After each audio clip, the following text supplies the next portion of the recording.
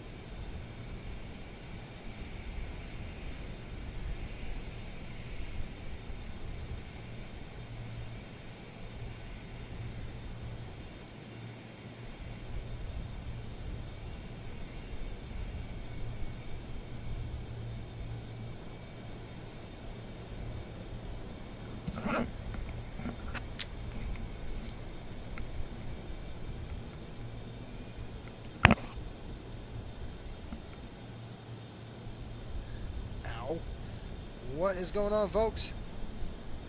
I can get myself untangled. It would be great. There we are. Welcome to the Flight Cell Broadcasting Network. My name is Jason, and we are almost ready to go here. Hang on. I gotta put my ID on. Jeez. I can get in the airplane with no ID.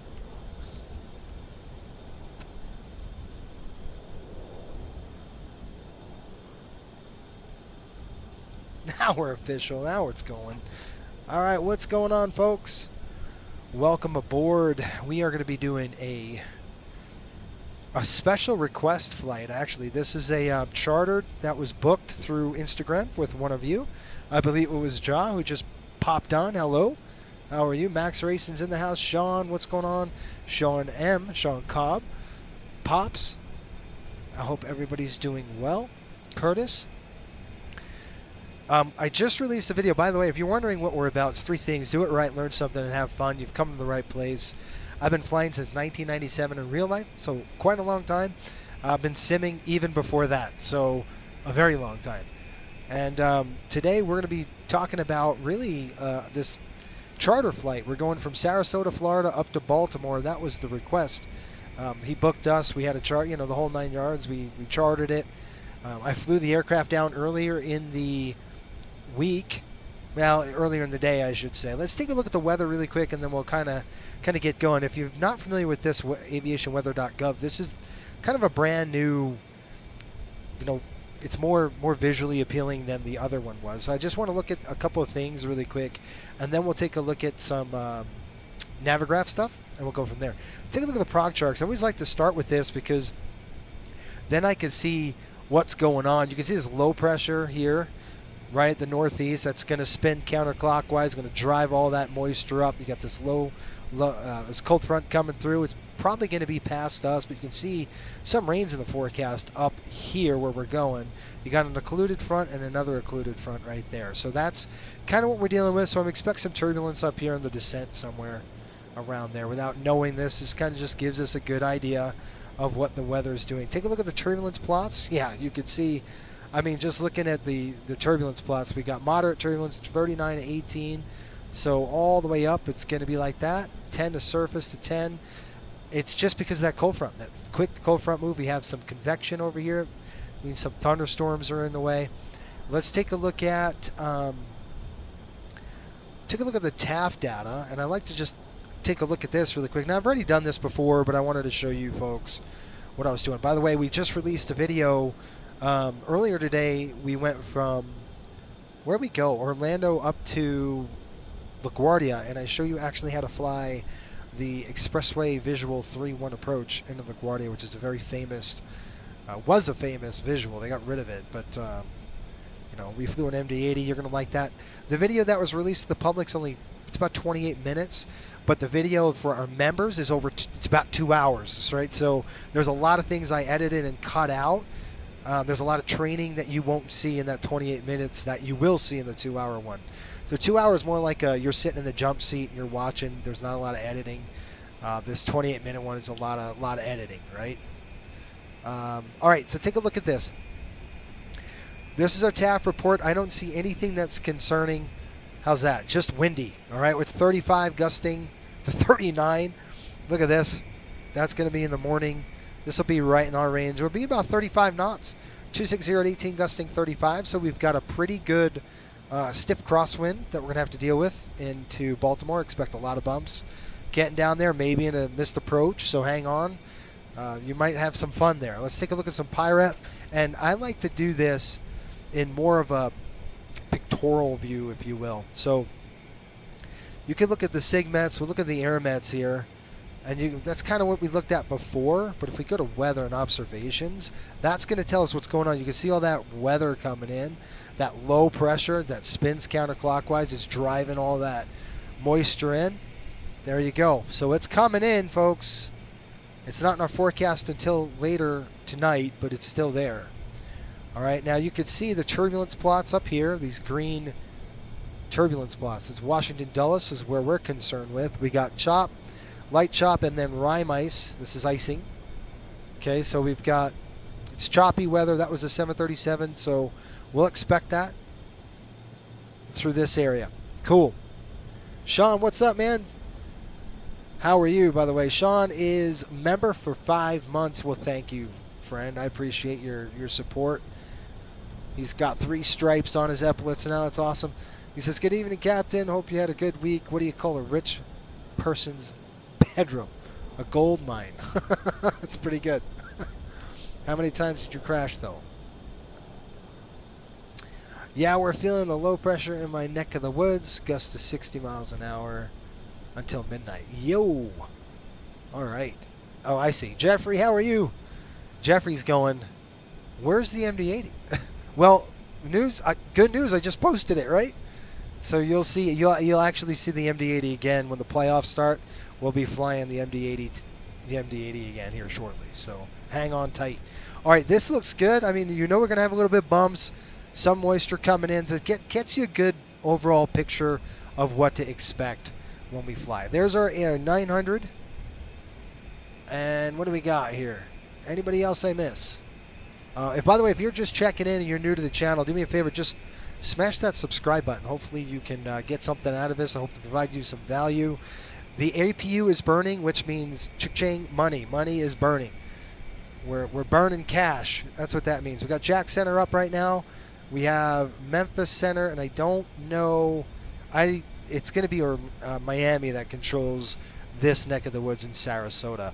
And this is Sarasota. This is the scenery. We've got beautiful scenery here in Sarasota. We'll take a look at it as we get a little closer. The terminals down there, obviously. So let me talk about the mission, what we're doing. On Instagram, Josh said, hey, can you fly our company from Sarasota up to Baltimore? It's going to be a little company outing. They've got about 120 people that need to go up there. I said, sure. And there was actually, yesterday we were close to swapping this airplane out with an MD-80. So we were really close because we have an MD-80 in Orlando that has to go this weekend or something like that. So we have two. We opened our charter trips to 737 flight crews. So we're going to get a little more utilization out of those airplanes.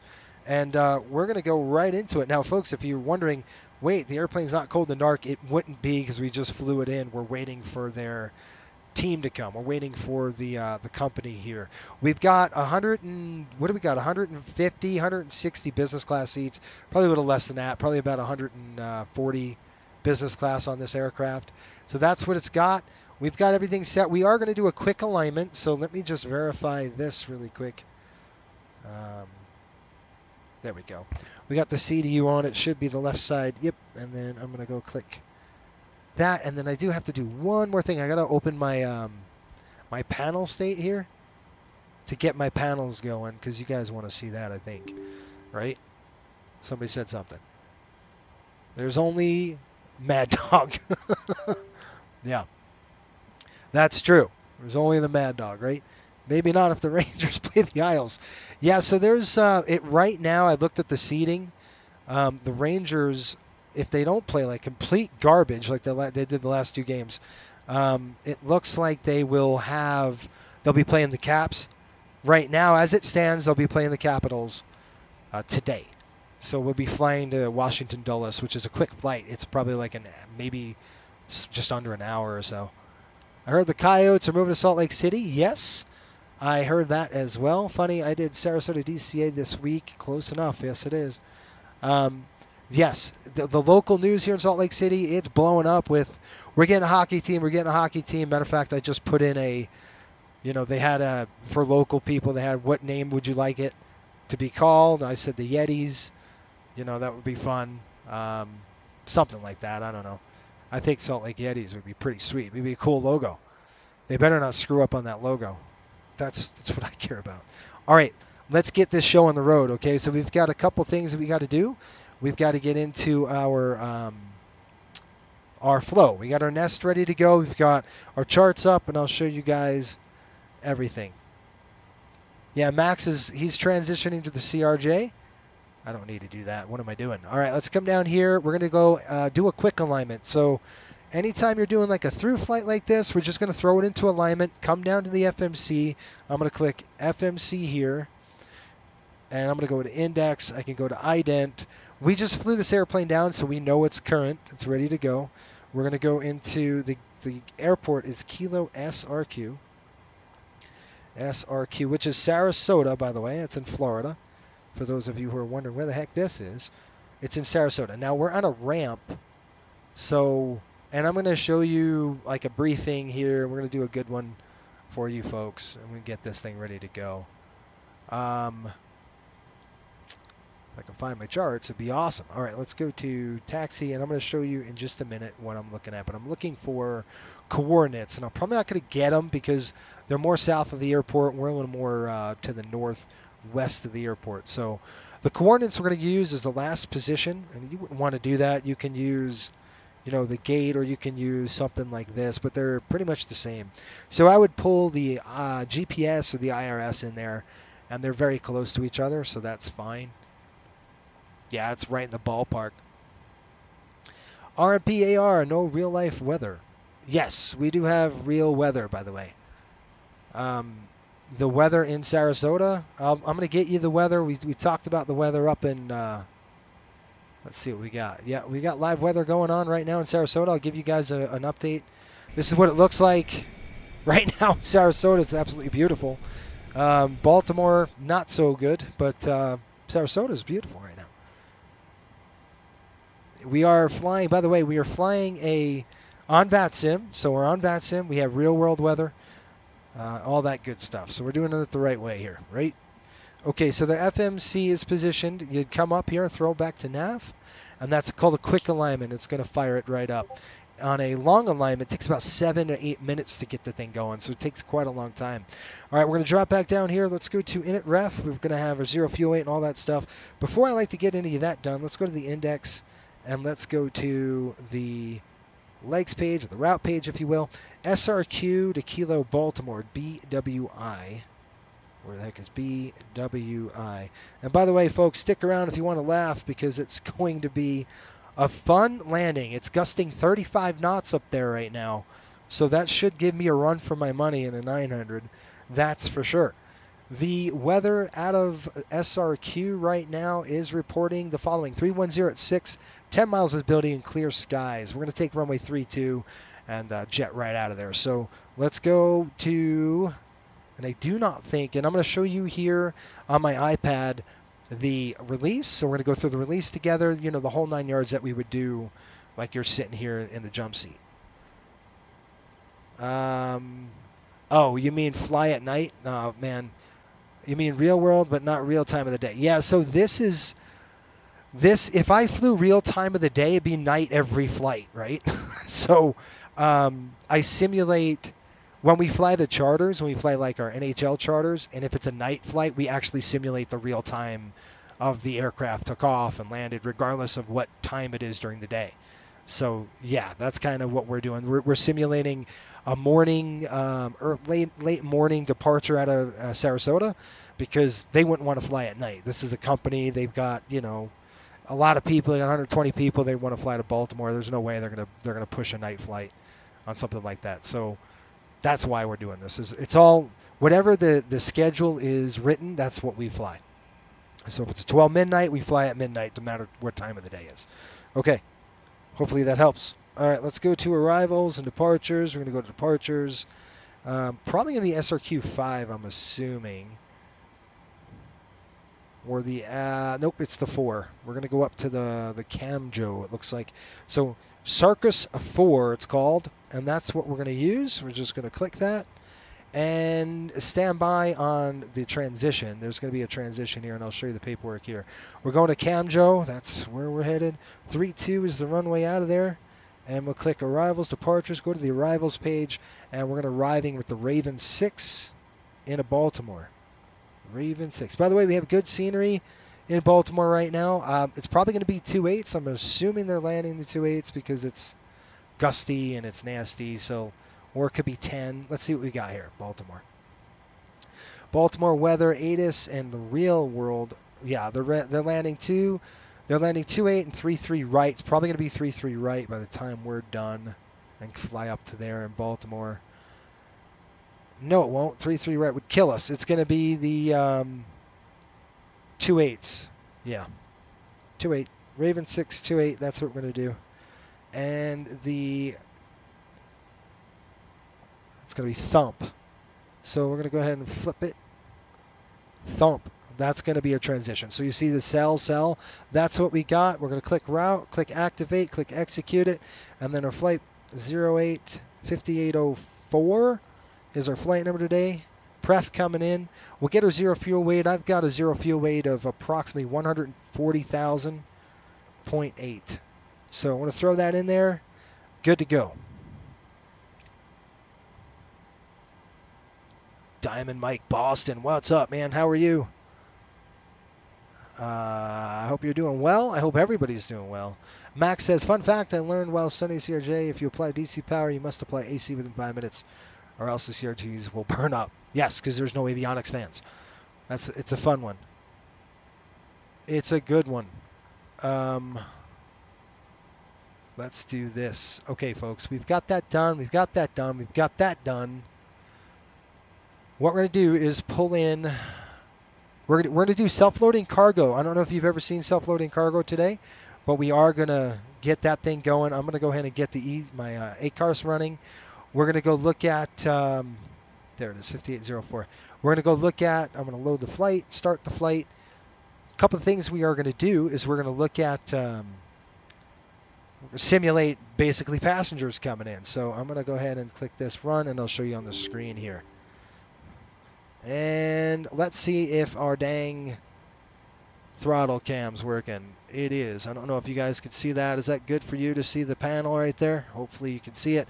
I can move it any way you want, so if you want it more this way, that's cool. You'll probably want to see the yoke while I'm landing, so maybe we can just keep it right there. Curtis, how are you? How you doing? Says in the future, who knows? Yeah, there you go. Max, I love the CRJ. I just flew it in. We're stacking the CRJ at Coastal Airways. We're trying to get our crews. By the way, if you want to become a pilot for us, come on in. Go to flycoastalairways.com. Click apply, or click, there's a contact form on the bottom of the page, and you'll be able to click that. All right, let's get in here. Let's see what we got. It is going to be a 737-900 today. There you go. Cabin, we'll say it's default. We are taking, that's good, that's good. It's going to be Coastal Airways Sound Pack. We're going to go ahead and set up the flight plan. Just one thing about this thing is you've got to get your timings right. So right now it's 12:36. I expect to leave at 1300. And now that's not local, okay? That's GMT or UTC time. So what you need to do is change your time to match the sim, right? So this is 12:36. We want to take off at 1300. Yeah, we'll give them a little more time than that. Let's go 13:15. All right, this way they don't freak out. Everything else is good to go. We are going to go ahead and I got to get it on the other screen so you can see what I'm doing. All right, we're going to click in-flight services, and I'll show you that in just a minute. We're cruising to 33, and I'll show you the paperwork here in a minute. Okay, this is what we got. We got low-cost short haul. We're doing that, and you can pick all this stuff. Standard short haul with today is going to be luxury short haul. No, I don't know. I think that changes our that changes something. I don't know what it changes, but it changes something. Wi-Fi is definitely, we've got 70. Aircraft does not have Wi-Fi IFE screens. That's going to be, well, actually probably does. Front to back, cabin door is open already, and we're going to click start flight.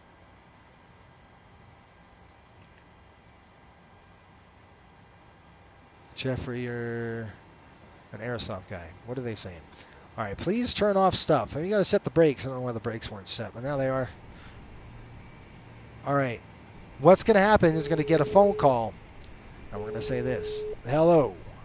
Hi, Captain. How are you? I'm feeling fine, thank you. Great. We're just getting ready for departure, but if you need anything, just give me a call.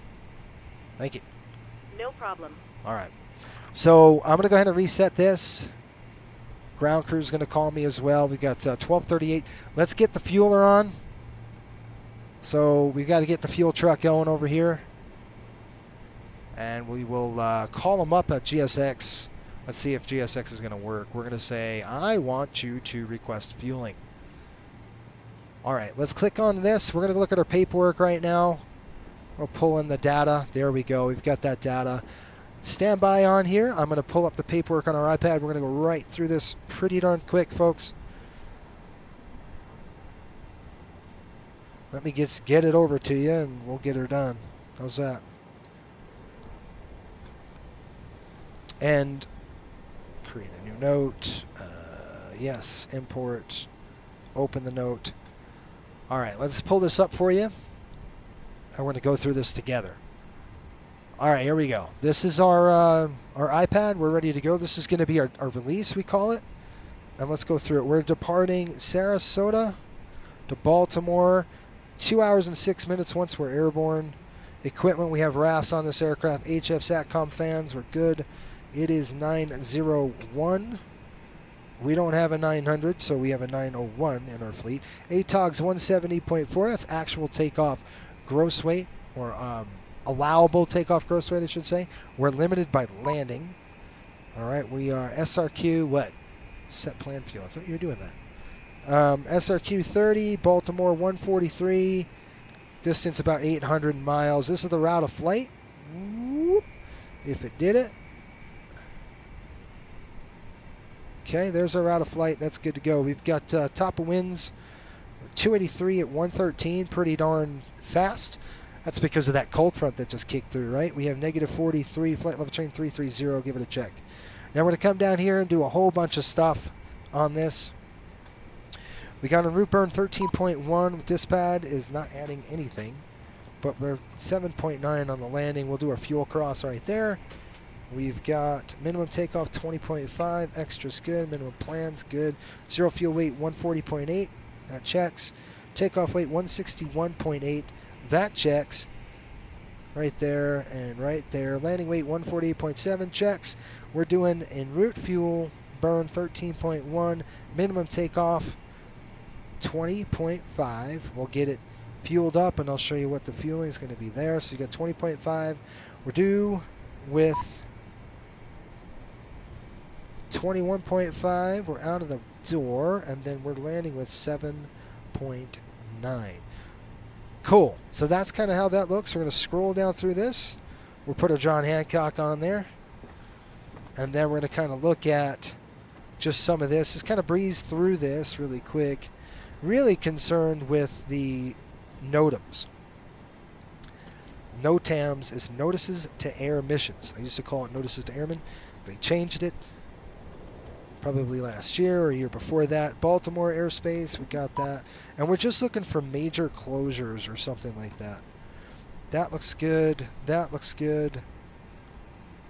That looks good. Vortex out of service. Wingspan. Baltimore 5 right, 33 left, 50 feet. We got irregular surface. That's fine. That's fine. That's fine. Fine, fine. And we're just looking for major, like I said, major issues. ILS might be out of service. You could have construction going on. You don't want to do what actual air crew did. True story, Allegiant Airlines took off. They didn't look at the NOTAMs. They got to the airport and it was under a TFR for an air show. They didn't have enough fuel, so they had to request an emergency and land there. And it was quite funny. Don't do that. That's not what we do. Okay, I'm just kind of looking at a lot of taxiways. I don't see anything at SRQ. SRQ look good too. All right, folks, it looks clean. It looks like we've got a good release. So I take that chicken scratch and I actually use it on this. Where did we buy this? We actually didn't buy this 7.3. It's leased. And, you know, that's why I was complaining that it's not getting enough flight time, because if it's not in the air, it's not making money. If it's not making money, it's costing me money. So that's kind of how it goes, right? All right, back to the FMC. Let's take a look at this.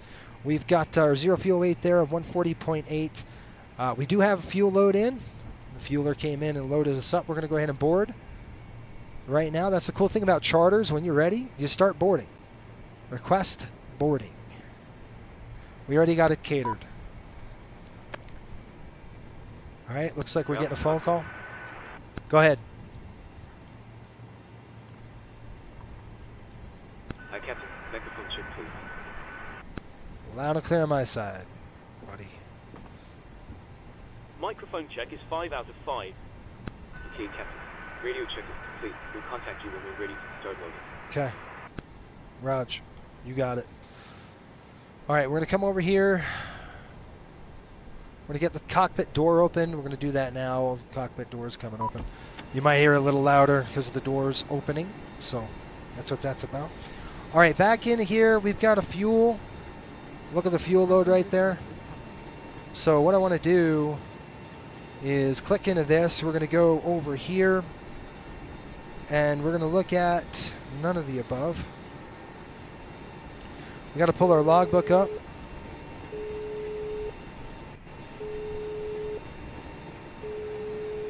Okay, who's calling me? Hello. Hi, Captain. The terminal staff are ready to send the passengers down. Can we start boarding? Yes. We'll check the cabin temp here in just a minute. That's We'll get actually started a... then, and I'll let the rest of the crew know we're ready. All right, It Raj. might take a few minutes for the passengers to start arriving, though. Sounds good to me. All right, let's... All stations prepare to start boarding. So 8620 over 4510. So there you go.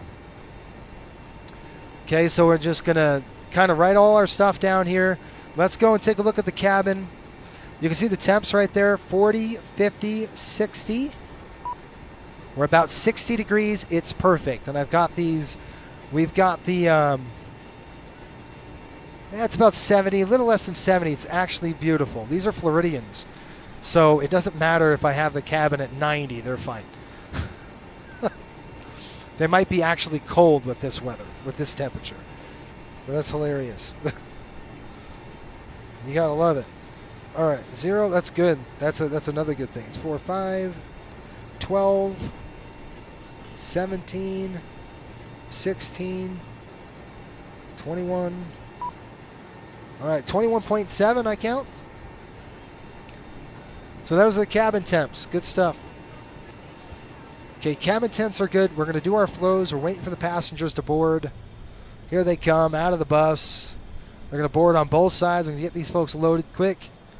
They're getting ready for their flight to Baltimore. This is a company charter that booked us. By the way, you can. If you're watching online and you're an Instagram member of us, if you just follow Coastal Airways on Instagram, and you can just send us a message, a DM. Cost you nothing. It's just fun. And you can say, hey, yeah, I want to do a company trip. As long as it's within, our range of flying, we can schedule it, which is fun, right? And we can do a flight like this too. All right, so let's do our flows. We've got that done. So we're going to go and do a quick flow down here. Just going to come up, check this. Everything's capped. We're looking good down there. Normal. Fuel pump's coming on. It should be on anyway because of that APU burning. Seatbelts are coming on. I'm going to load that now. We'll do a PA here soon. Window heat, I'm going to throw those on. Again, you don't just have to test them.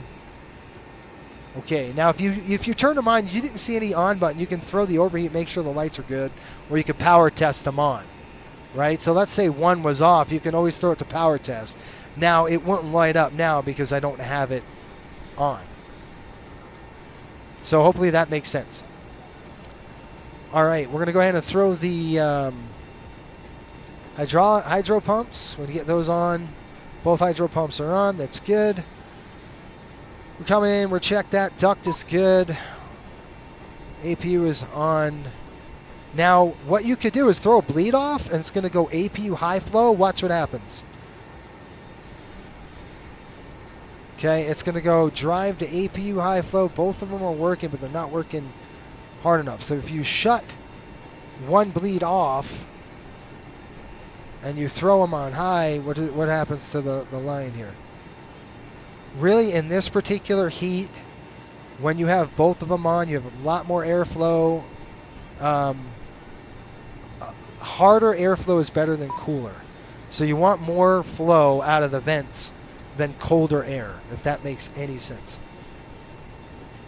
So it's all about volume, right? Think of a fan. If it's hot and the fan's blowing on you, you still feel like you're getting cooler air. So 33, we're landing at 140, so let's keep it at 150. Everything else is good. This is going to be on the left side. This is our second flight of the day. And let's talk about pressures coming in. That's good. All right, we're doing the Circus 4 departure.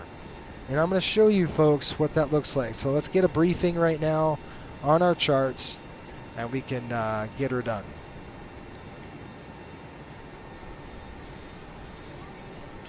All right, let's do this. SID. So this Circus 4 departure, and we'll zoom into that. We're going to be basically taking off out of here and going direct to Vice. Or Vice. And then, let's just make sure I got all that down. Yep. Looking at my my routing here. Camjo, we're good. Any discontinuities you want to check? Thump, we're in there. Good to go. So that's what we're doing. So basically it's going to rotate 540 feet. We're going to turn the aircraft over to the left to direct to BC, it looks like. Okay. Let's just show you the airport. Okay, again, we're here. It's going to be a 3-2. We'll start both engines. We'll taxi out. We'll hit Juliet down to Charlie, over to Charlie 8. Boom, we're gone. Okay. Questions on that? All right, so let's jump back in the FMC. Let's finish it up. Okay, we've got planned fuel at 21.8. We're going to do 21. What did our plans say? With the fuel burn on taxi, we're looking at a burn. We can't go under 20.5, so you figure we're going to be around 20, 21, I'll say. We'll burn about 800 pounds on the taxi, give or take. They're going to be less than that. Reserves are 5. Cost index is 40. We're going to come up to 330. We might want to go a little higher. Just depends on winds and all that. We're taking a lot of cargo up, folks. We're taking about 13,000 pounds of cargo in the back, underneath the belly. It's just one of our cargo divisions that we get to, when we fly these flights, we get to pack them, pack some cargo in as well. Earn some extra cash that we want. That always helps. Especially when you have a light load. 283 at 113. 113. Dump that over the top right there, and then outside air temperature is going to be negative 43 degrees once we're on top. And we're just going to put that right there.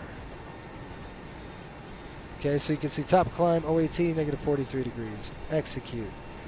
Go to N1 limit. Now, this is the fun part. This is a 900. Ladies and gentlemen, welcome aboard Coastal Airways. Click this, click performance. We're going to go take off. Import. Sarasota, runway 32. We kindly request that you stow your larger Import from carry-on RP, bags import to from the overhead aircraft. compartment to ensure a clear and safe aisle for everyone. Okay, flaps, I'm going to force 5. This is a 900. For an on-time NIS is departure, off. we You could just encourage leave this to you to optimum and see what it spits out. Good, good. Import our weather. Click calculate. See what we got. Okay, we got flaps 5, which we want. As a friendly reminder, all electronic devices Trim is going to be switched off to airplane 5.4. mode or switched off for the duration of the Cell flight. temp coming in at Please also 53 take a moment to degrees. familiarize yourself Runway with the safety 32. information card located in the 151, pocket in 52, front of you. 57. If you have any questions or require assistance at any time during the flight, please don't hesitate to reach out to one of our attentive flight attendants. We are here to ensure your journey with Coastal Airways is safe, comfortable, and enjoyable. All right, here we go. Once again, we thank you for choosing Coastal Airways for your travel needs. We are delighted to have you on board and look forward to providing you with a pleasant 53, flight takeoff, experience. flaps 5. Sit back, relax, CG. and enjoy your flight with Coastal Airways. I got 151, 152. So on, and the last one, 57, on, done. All right, so I'm going to come over here. We're going to throw that's on. I'm going to reach across, get that other one on. We're going to climb to an altitude of approximately minimum top climb. What's our top climb here, folks? Bum, bum, bum. We're going to climb via the SID. It looks like there is no altitude restrictions.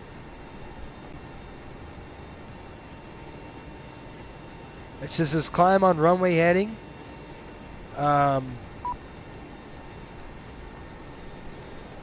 then on track. So it looks like we'll just climb to 10,000 and see if they pop on. If they pop on, we'll do something different. But if not, we'll handle it that way. How's that? All right, that's good to go. So you want to make sure all that's good to go. We can do our course, and it's really going to be a westbound heading-ish.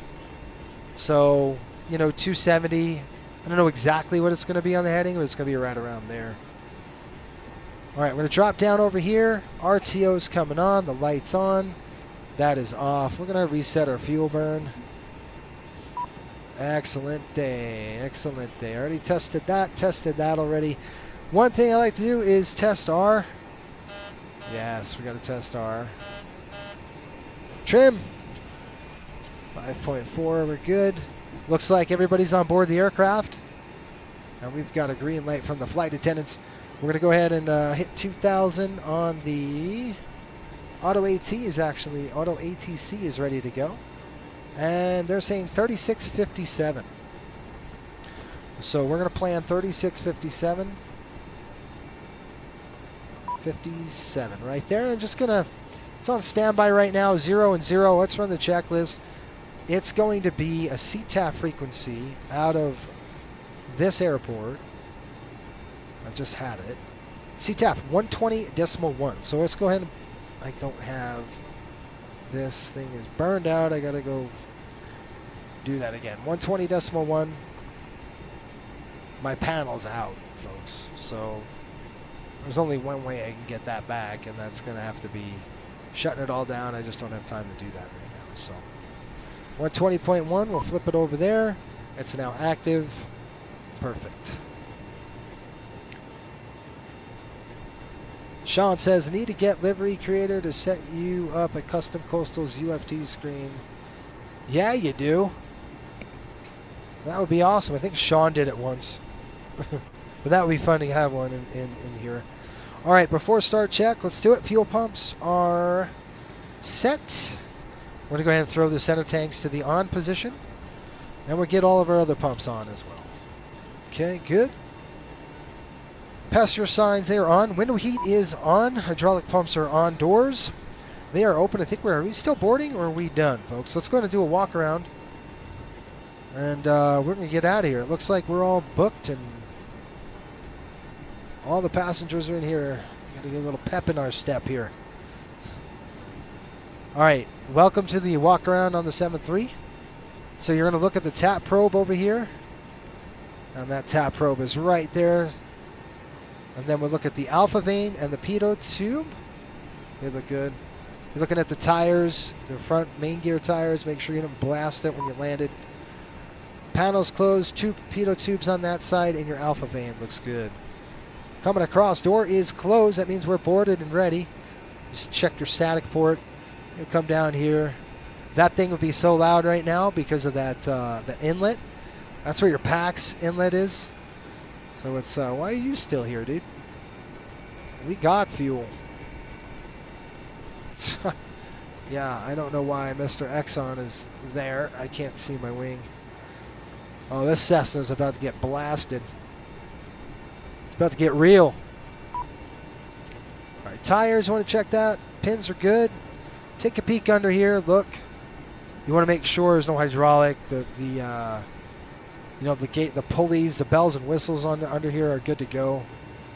Your hydraulic, everything is in there. See this door? You're going to make sure that door's on. It actually has bolts. Oh, that was a cheap shot. All right. I'm kidding. No, I'm not really. It's actually true. All right. That looks good. Whoa. Sorry, airplane. All right. We're coming over here. We'll get this thing pulled off. Again, take a look at the wing. Nice looking wing here. Your tires are good. Dude, I mean, I don't think this airplane could replace a 757. There's no way on this green earth that a 900ER can replace a 57. I don't think so. Anybody with me on that? Something ain't right. All right, folks, we're almost done. Let's get out of here. You want to just check your fan blades, make sure they're good to go. No cracks or anything. Again, You don't want to stick your hand in the inlet. That's a lot of air is getting sucked into that. That's your pack for cooling. Does anybody know what a pack stands for? That's what's a little bit of trivia. Look at that cabin. The Neptune cabin, folks. All right, let's jump in here. I'll get you guys situated in the flight deck. There you go. There's your jump seat. Welcome. Come ahead and take a seat. If I screw up, let me know. And let's get this show on the road. All right, let's close them up. We don't need a push, so we're good on that. We're going to go click ground services here. We are hooked up on the APU. So one thing I'm going to do is shut my doors. Go ahead and throw the air stairs coming in. And then we're going to close both of these doors. And then we're going to call ground services, and we're going to disconnect the wheel chocks here. That's it. Lights coming on. And then I'll do a PA. I forgot to do a PA for you. Let's just do one of those. Always got to do that. Passenger air conditioning kit. Pneumatic air conditioning kit, yes. Good job. Very close. Really good. A lot of people are like, what is that? They don't know what that means. Okay, here we are. You guys ready to rock and roll? Did we miss anything? What do you mean setting plan fuel? I have it on the airplane already, bro. Okay, I'm going to shut the cockpit door now. And, boy, that's quiet. Isn't it? Weather really quick. I'm just going to look at the weather here at Boston. Where are we going? Baltimore.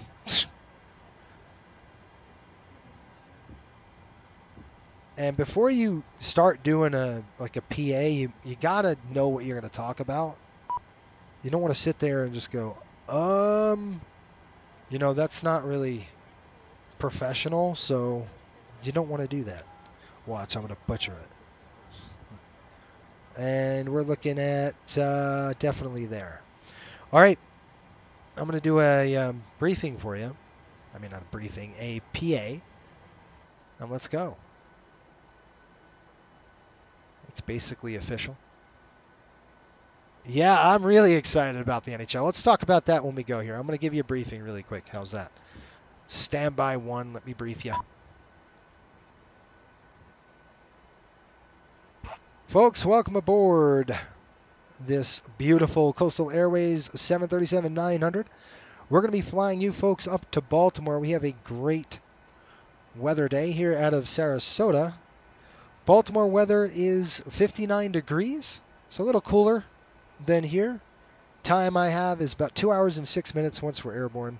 The clouds right now in Baltimore is broken, and it's pretty windy down there, so it might be bumpy on the descent. We'll keep you folks posted, but that's kind of what we expect. We expect some turbulence in the northeastern area as a cold front just pushed out. But I'll keep you folks updated here in a little bit. Right now, sit back, relax, enjoy the flight. If you haven't yet, do so, subscribe, and hit the like button for us. That would be appreciated. We will see you folks here airborne. Thanks. All right, we are out of here, folks. We're ready to go. We're going to roll it. We already got our checklist done. Pressurization set, auto brakes on our RTO, and stab trim is set. One thing I need to do is get my track IR to run. We need that sucker running here, right here. Set plan fuel. I get it, GSX. You've told me 100 times. We're good. So what I'm going to do now is go over here.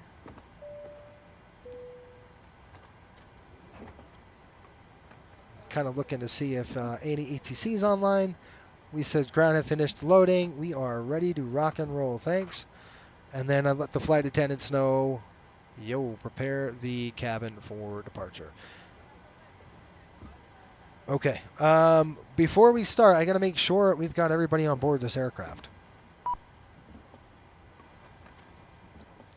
And I don't know where that actually is right now, so let me take a look.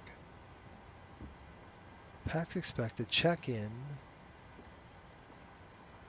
seated. Okay, we're rolling out of here. We've got them on board. It still says loading, but we're not loading, and I think it's a GSX thing. So I'm going to go ahead and reset the GSX because we're out of here. We don't need to push or anything, so we're rocking and rolling, okay? So I'm just going to go like this. I'm just going to tell GSX to reset. The fueler, I don't know what the fueler's doing.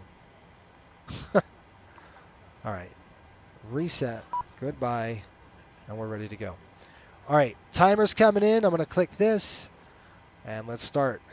We've got takeoff. Where anti-collision light is on. Packs are going to come off. So this is where it's going to get hot. I can find my pack switch. Here it is, way over there. Well, packs are off. You can see how the duct pressure is coming in. And then let's fire it up. Number 2 to ground. All right. Now they're calling me. Isn't that nice? Hello. Hi. The jetway detached. When it comes back, we'll continue boarding. No, we're leaving. I don't like that. 25%. We're going to throw the fuel in. Fuel's in. I'm just going to watch this. There's a light. They're looking for oil pressure on their eyes. Oil pressure rising. So you'd say oil pressure. Lights out.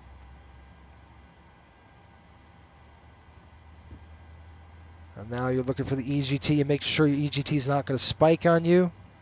Right here. This doesn't have a FADEC, so it's up to the pilots to make sure they cut it off or they abort.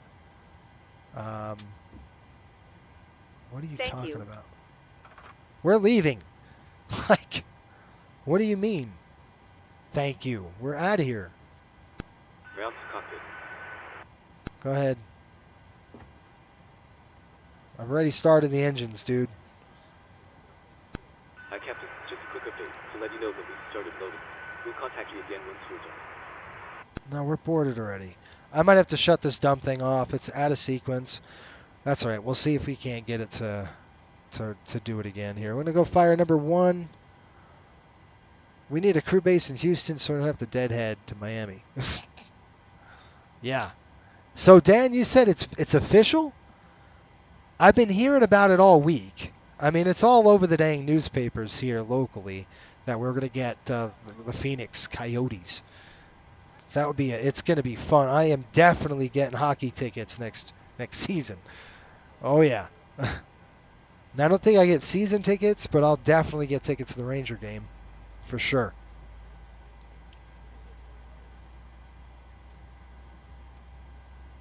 I am pumped. It's going to be fun. Oil pressure's on the rise.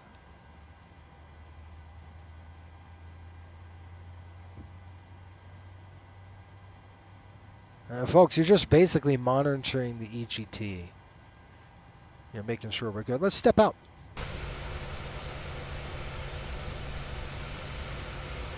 Nice.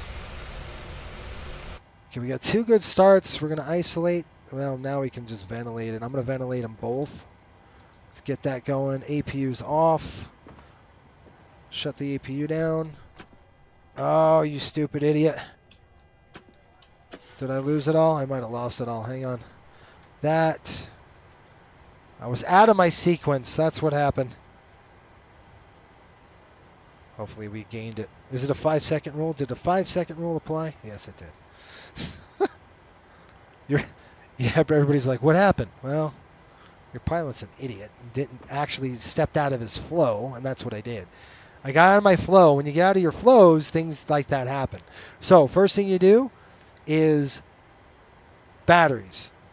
All right, they're both on. Second thing we're going to do is come upstairs here and check this, all the way around the horn. Good, set. Window heat on, pitot heat on. We're going to come down here. Doors are closed. Good deal. Coming up here, that's good. Auto, on, off. Drop down here. Continuous. Taxi on. Stand by for flaps. Flaps 5. Belts coming on.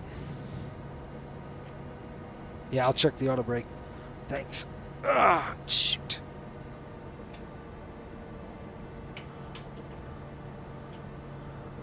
And we got a flight control check to do, so we'll do that. We'll get out of here.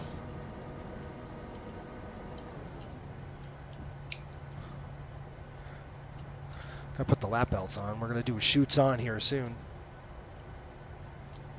Okay, I don't see anybody. Let's see if Miami's on. No. Okay. We are rolling, folks. Hate to tell you. Okay, auto brake. You can see how this auto brake is off. So we're going to turn it off. We're going to reset the cycle. And that should kick it. Yep. There we go. We got good systems. Now we want to make sure or verify takeoff speeds. We cleared it. Our legs pages are right there. So we're good to go on that. We'll click route data. We can request those winds. We'll get them pulled. Let's do a taxi checklist. Generators are on. Prop heat is on. Anti-ice is off. Flight controls are free. 1, 2. Kick it. Kick it. Transponders coming on. Flaps and transponder. Flaps are set 5. Transponder is coming on. TARA. All the way up. Okay. Good. Let's kick our seat up. Let's go. Sorry, folks, your pilot's an idiot. And he was a little bit distracted. And that's why we lost power for a minute. All right, we're going to taxi out of here. Straight down, Juliet. Please do not damage any of these airplanes.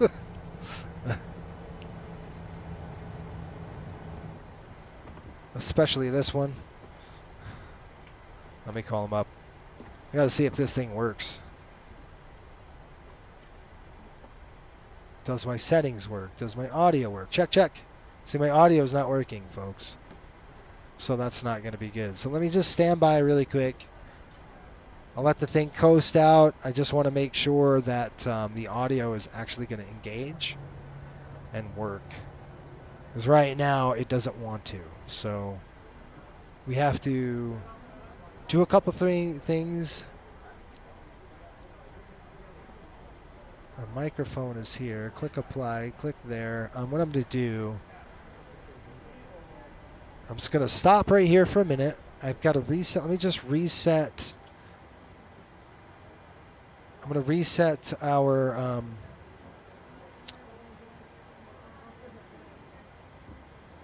vPilot. So just got to reboot vPilot, see if it works. It's just not picking up this microphone I have, which is a problem. Because I need it to pick up that microphone. If it doesn't, then we're in pretty bad shape. What do you mean it failed?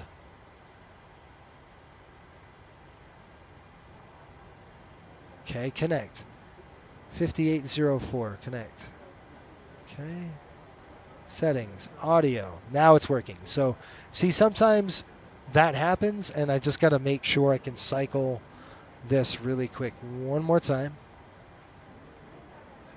So we're going to cycle back again. Now it works. Jax is on, that's why. Sarasota traffic, Riptide 5804. We got a radio check, anybody?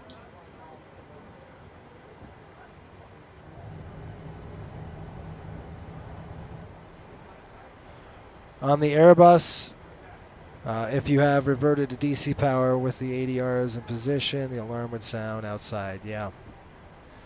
It wouldn't kick it back on and go, "You're an idiot, pilot." I would expect that to happen with that airplane. Expect us to, call me out or something like that. All right, folks, here's Juliet. Juliet, we're going to make a left on Charlie, and we're rocking and rolling.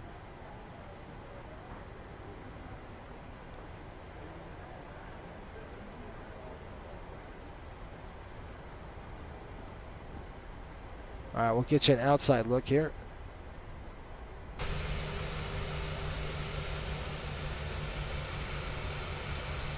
All right, see you later, Sarasota.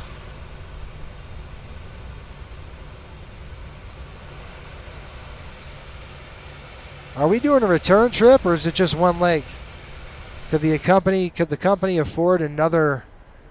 Could they afford another return trip? This is going to cost them about $140,000. I would imagine it would be much cheaper to fly commercially. But this is like a private jet experience, so you know what? That's pretty cool, I guess.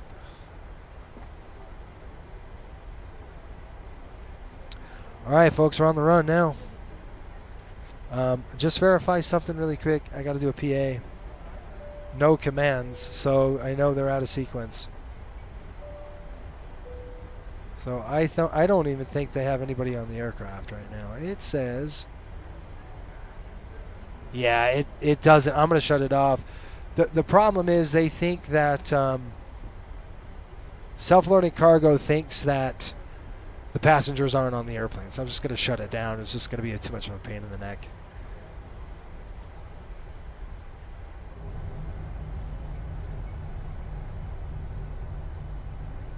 All right, runway 32, here we come. Tenant notification upstairs, coming complete. So you do that. And then we're going to come up. PAX, auto bleeds on. Continuous and continuous. Recall coming in. Let's run the flow. Checklist, I mean. All right, takeoff checklist. Takeoff config, we checked it. PAX are on, bleeds are auto and on. Altimeters are set. Recall complete. Takeoff checklist is complete. Let's just bring this up, bring this down. And you do that really quick so you see if any warning horns are going on. All right, folks, members in the chat. So if you want to become a YouTube member, it's cheap. I mean, it's like less than, you could do it for $1 or price of a cup of coffee per month. You get a ton of extra stuff, a lot of extra content. Let's do it like this. Shoots on, folks.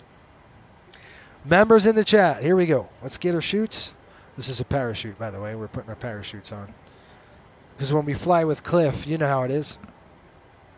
Cliff is our FO, and he's nuts. All right, you guys ready? Let's rock and roll, man. Let's do it. How much is it costing them to charter the airline, you think? Sean, you can answer that question. Sean is our man, so he's our charter guy. And this is going rate, by the way. We're not going to give you some fluff. This is what you would actually expect to pay for an airplane like this.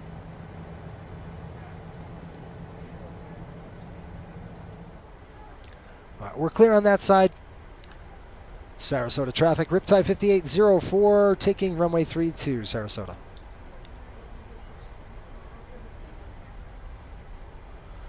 Okay, auto thrust on.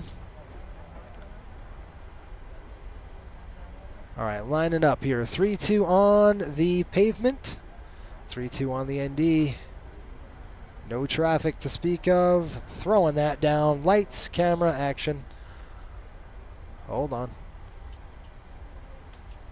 All right, well, that's got to be on. That's got to be on. Okay, that's on. That's on. Coming across here. All right. Strobing steady. Wing lights are coming on. And we are rocking and rolling. 40%-ish.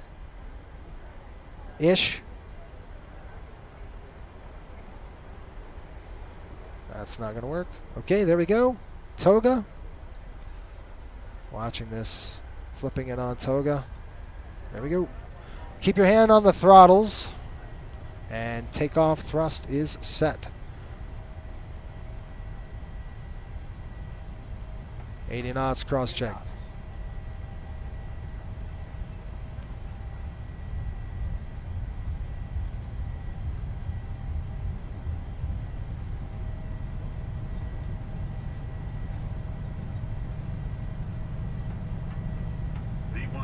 Go.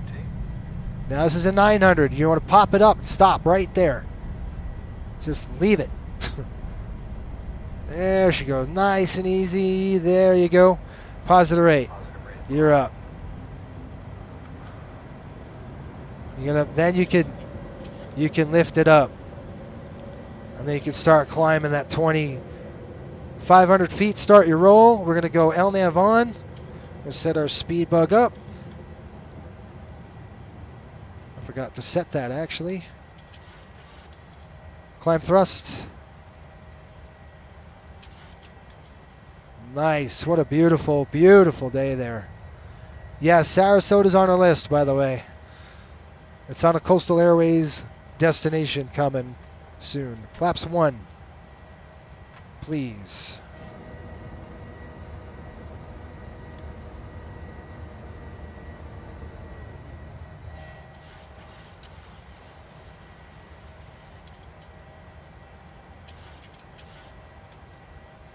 Okay, I'm expecting to call flaps up.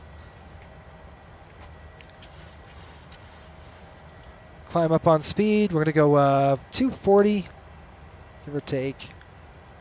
Right around there. Okay, flaps are up. No lights. It's 2000. Nice and stable aircraft. What a beautiful, beautiful day here in Sarasota. Do they have a fly quiet program? I don't know. Command on. LNAV on. VNAV on. Command on. I'm going to go ahead and just clean it up right now. Get ready to call ATC. 250 is what I want to hold. Just to see these bumps, make sure we're good.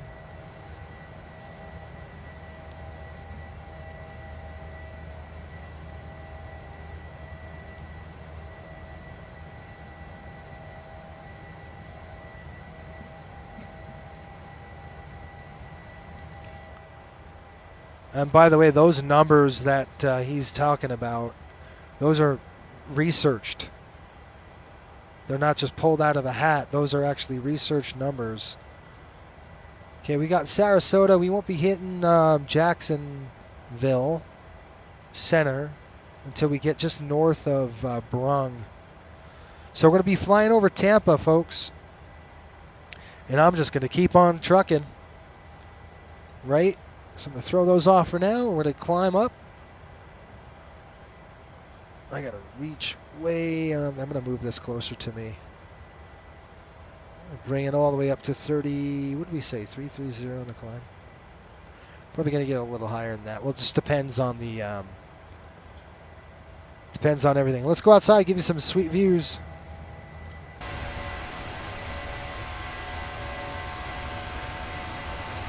Let's take a picture of that.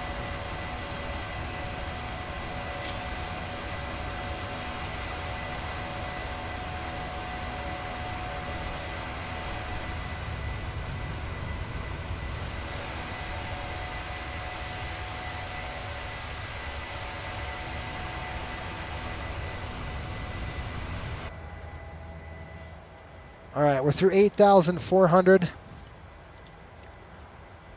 gonna throw the belts off now. Sean says, I don't think there are any direct flights that offer first business class, but it's cheaper than any connecting flight. It's a cheap, yeah. So, well, this is a company, I think this is a company retreat. So this is the company helping their people out, right? There's 10,000 feet, so we're going to let the flight attendants know we've just hit 10,000. Let's throw that off. 10,000 feet coming up. The chime is right here. Just let them know we hit 10,000. And you're wondering if I'm climbing at 250. I'm probably going to speed up here soon. It's real smooth, so we're going to speed up right now. So I'm going to let the close the speed window here and let the FMC, the computer, take over. And we'll do our checklist. Climb check coming up. Packs and bleeds. Auto and on. Pressurization checked. We're coming up. Start switches are auto. APU is off. Flaps. Flaps are up and no lights. Takeoff checklist is complete. You can see how the airplane's accelerating. And turbulent plots look pretty good all the way up, folks. I should have hit the lav before I took off. I know better than that. You can see how we're blasting. Look at the speed that we're going to get here. I got to call Jax. I don't know which one. There's two frequencies. We have Jax 301. We have Jax 66. I guess I'll let him call me. I don't know who they're going to be. Tampa Bay. Right here off of the right wing. So basically flying up the coast. This is all Tampa. St. Petersburg. You're looking at it. Kind of flying, let's see if we can't see Tampa. There it is. There's Tampa, and Tampa International's right there.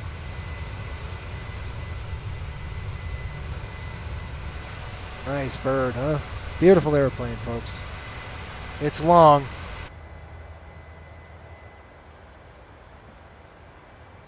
All right, there we go. So at 20,000, let's go ahead and tune in the frequency.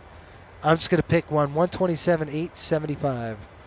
127.875. And I'm going to load that, by the way. 127.875. 875 here. Let's go this way.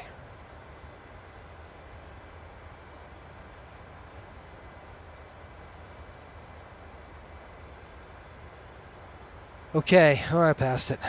875. 127.875. Flip it over and let's listen. FMC says forecast uplink ready. By the way, I just did that. I just loaded it in there so we have our route data. I'll show you what I'm talking about. You can see automatically enters the winds for us, so we don't have to do anything. It's just an automatic uplink, which is nice. I don't hear anything on this frequency, so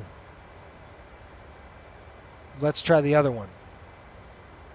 133.925. I don't know.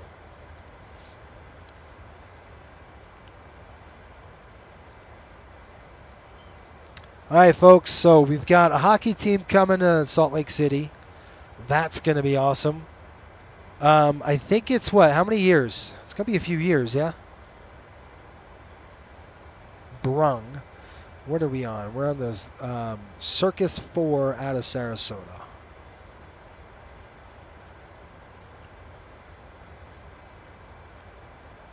Let me get my call. Jack Center, Riptide 5804.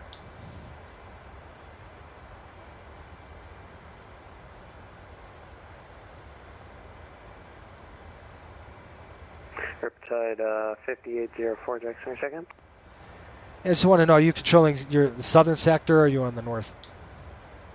I'm the east side, so I'm like yeah, everything like Jacksonville and east of that. Oh, Roger. All right, I'll call the other one. 2. November 908 Papa, sun maintain 135, 925. 1000, Savannah altimeter 3008.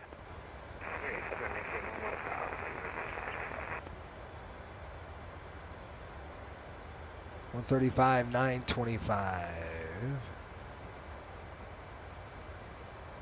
Flip it. 135, 9 1/4. That's what I got. All right, through 18,000, we're going to go standard. And then we're going to come upstairs. We'll shut the lights off.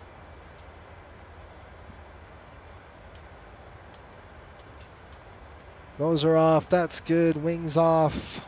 Let's give him a call. Let me give him a better waypoint where I check in. Just to the west of Tampa. Jack Center, Riptide 5804, climbing through 19,000 just west of Tampa out of Sarasota. Riptide 5804, Jacksonville Center, radar contact, climb, maintain flight with 330. All right, up to 330. How you doing? Another night. Cool. All right. Now we just settle in, folks. We've got what does our progress page say? We're looking at Baltimore at 1512 Zulu. And right now it's 13:28. So just about an hour and 40 minutes or so. And you can see the airplane is kind of climbing. It's sluggish. This thing doesn't climb very well. It's a 900, so it kind of climbs like a pig. We're pretty heavy. I mean, generally speaking, we're pretty heavy, so it just doesn't climb very fast. It's not a 700. It's not a rocket ship. It just slow meanders up there. You can see it like 1450.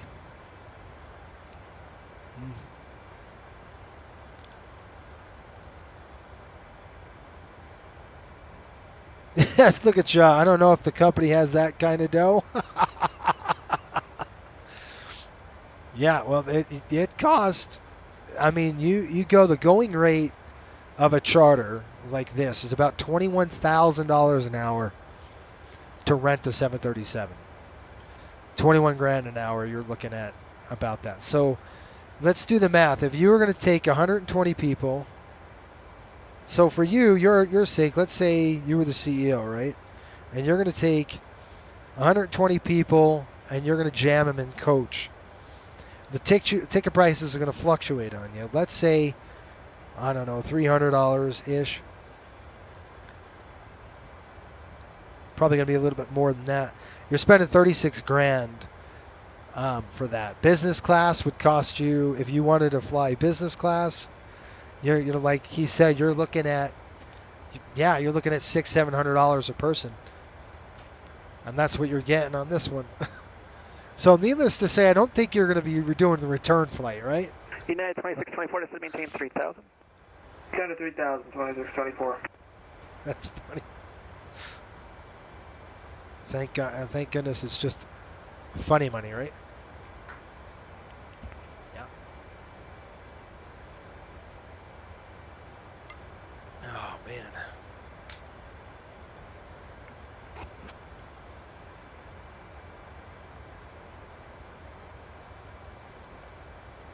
Good stuff. All right, folks. So, how are the Rangers doing? What do you anybody think about that? Hockey. It's almost over. We've got a few more nights, I think. The Rangers are playing tomorrow. We play the Islanders, which Matt Rempe better be playing because we've got to settle the score. And he needs to throw him down. And I think Laviolette needs to play Rempe a lot more because that guy has presence. He can go toe-to-toe with anybody in the league. And he needs to settle a score. So, I think he needs to play. Temperature's 20, dew point 12. I don't know if you saw Laviolette. He was so hot. He was so mad about the whole situation that went on. And if you folks don't understand, I didn't see it, the Islanders, I don't know who it was, Adam Pelech. I don't think it was a cheap shot. I don't know. But he was looking up ice, and his elbow was sticking out and just caught Mika Zibanejad right in the head. I wasn't there, so obviously you couldn't see. I mean, you saw the replay of it. I don't think it was intentional, but you never know. I doubt it. I don't think he's that kind of player. So it would be hard for me to know, if that was legit or not. But I'll tell you what, Laviolette was not happy. When did we push back? 13? Jacksonville 167330. Delta 1670, Jacksonville Center, good evening. Yeah. So, what are we talking about, folks? We got about an hour and 40 minutes for this thing. Up to Baltimore. United 2642, turn left. Actually, center maintain 3000. 3000, 2624. Beautiful cockpit, isn't it? Really nice. And by the way, Max, if you're still watching, you're still on here. The CRJ, I think there's about 3 or 4 videos for you to watch, and that's it. And what we're talking about, folks, is that we have at Coastal, we have Coastal Connection. which is our Fairway CRJ flights. 177 cross elite at a maintain flight And we level have 240 Orlando. the training is much less intense than the 737. Cross elite at flight It's level probably 240. 3/4 of the training that you're going to get in the 737. 737 is a long training process. The CRJ is a little quicker, and it's done for a reason. We're going to have to turn off the center tank soon. Arna, or correction, if you got the airport in sight, I'll give you the visual, make your life easy. All right, well, 10 left 090 will take the visual for 2624. Oh yeah, Shelton. Man, so what he's talking about, and thank you for bringing that up. We're talking. The Rangers are down by a goal. It's the third period. They pull their goalie, and by the way, the Rangers, the first period they were sleeping. They didn't do a thing. All right, they just fell asleep like typical Ranger hockey, and didn't wake up until the second period. But by then they're down 3 goals. So yeah, 2624, contact Orlando, or correction, Jacksonville Center, I'm looking at that 133.32. one more 80. We're turning it off right now. 133.32. So the goalie's pulled, right, and they're scrambling. They're scrambling to get the puck. They're fighting on the boards, and there's a boarding. I mean, straight up cross check from behind on Vincent Trocheck, right in his back, and Trocheck's about what do you say, about 4 feet maybe away from the boards, and he got cross-checked in the back, right on the numbers, and he does a face plant right in front of the boards, okay? Clearly a boarding penalty. And Kelly Sutherland is the ref, and he's really a good ref. So I was shocked, but I think what it was is they wanted to get home into the locker room. They wanted to be done, right? So I think he doesn't call it clearly a boarding penalty. You guys got to look at the replay. And here's the thing, and if he would have called a penalty, the Rangers would have kept that goalie pulled, and we probably would have scored, because we were dominating. The second period we killed them. The third, the Islanders were hanging on for dear life. You could just see their nails just gripping something. They were just dying. We were killing them, and I'm telling you, he cost us that game. I know they would have scored. They would have scored the goal. Now, a credit to the Islanders, they hung on with their defense just enough. But boy, it was terrible. Terrible non-call. That was bad. Sean says, I want the Rangers to beat up the Islanders with the Penguins. 3 points behind and play the Isles in the last game. But we need to beat the Bruins tomorrow night too. So I'm hoping secretly that the Rangers lose against the Islanders. And the reason is I want to play the Islanders in the playoffs for selfish reasons. I don't want to play Washington, and I don't want to play Pittsburgh. We'll play the Islanders. That's going to be a really fun series if we do. Right now it's Washington, but the Islanders are going to have to win their next games to get up there. I don't know. Pop says Rep will not play, won't be in the playoffs. Contact Jacksonville Center 133.32. Good day. He better play. Who is he talking to? Jacksonville Center at 133.32. Rempe's a big dude. He better play. If I was a coach, I would put him in. I was like, no, your job is to beat him up. That's your job, dude. Go and start the fight. Finish it.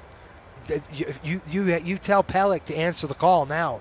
You want to throw an elbow, or you want to do a boarding? All right, let's go. And that's his job. That's exactly old school hockey, and that's what I would do if I was coaching. Of course. It's ridiculous. Rempe better play. Rangers don't keep a guy like that. I know, that's the problem. They need to. The Rangers need to get back like that. That's their whole problem. How do you get like that lackadaisical? 2014, contact Jack Center 133.32. Penn, what's going on, buddy? I hope you're well. Penn, did you apply? I don't know if you did or not. 2014, Jack. Want to talk about letting your guard down? That's letting your guard down 100 times 100. Yeah, it was bad. It was bad. I mean, just absolutely And look at the game yesterday against Philly. I mean, I didn't even watch it. I saw the score, and I'm like, I read one of the New York Post articles, and I was like, there's no way I'm watching this game. I was working last night had some Navigraph work, and I'm like, there's no way I'm watching this game. And up into the wee hours of the morning when they just didn't even skate. Basically, the article said, Rangers fell asleep again. I'm like, I forget it. I'm not watching this. Tomorrow I'll watch. It's the Islander game. I should watch that live. That's going to be a fun one. We'll see. Crosby is on the mission right now. Assist number 1,000. Wow. Yeah, yep.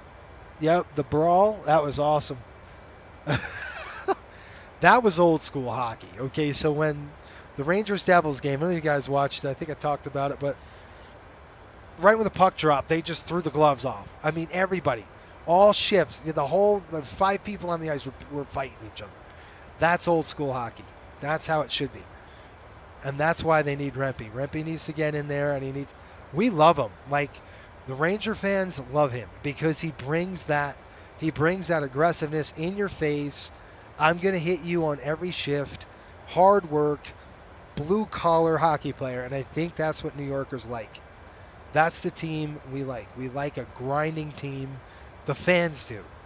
Not the coaches, but the fans do. We like a tough, tough team. That's what hockey's about. Yeah. Shelton, I heard that too. No heart at all. Like you said, they just want to coast into the playoffs. I think so. I think they're just...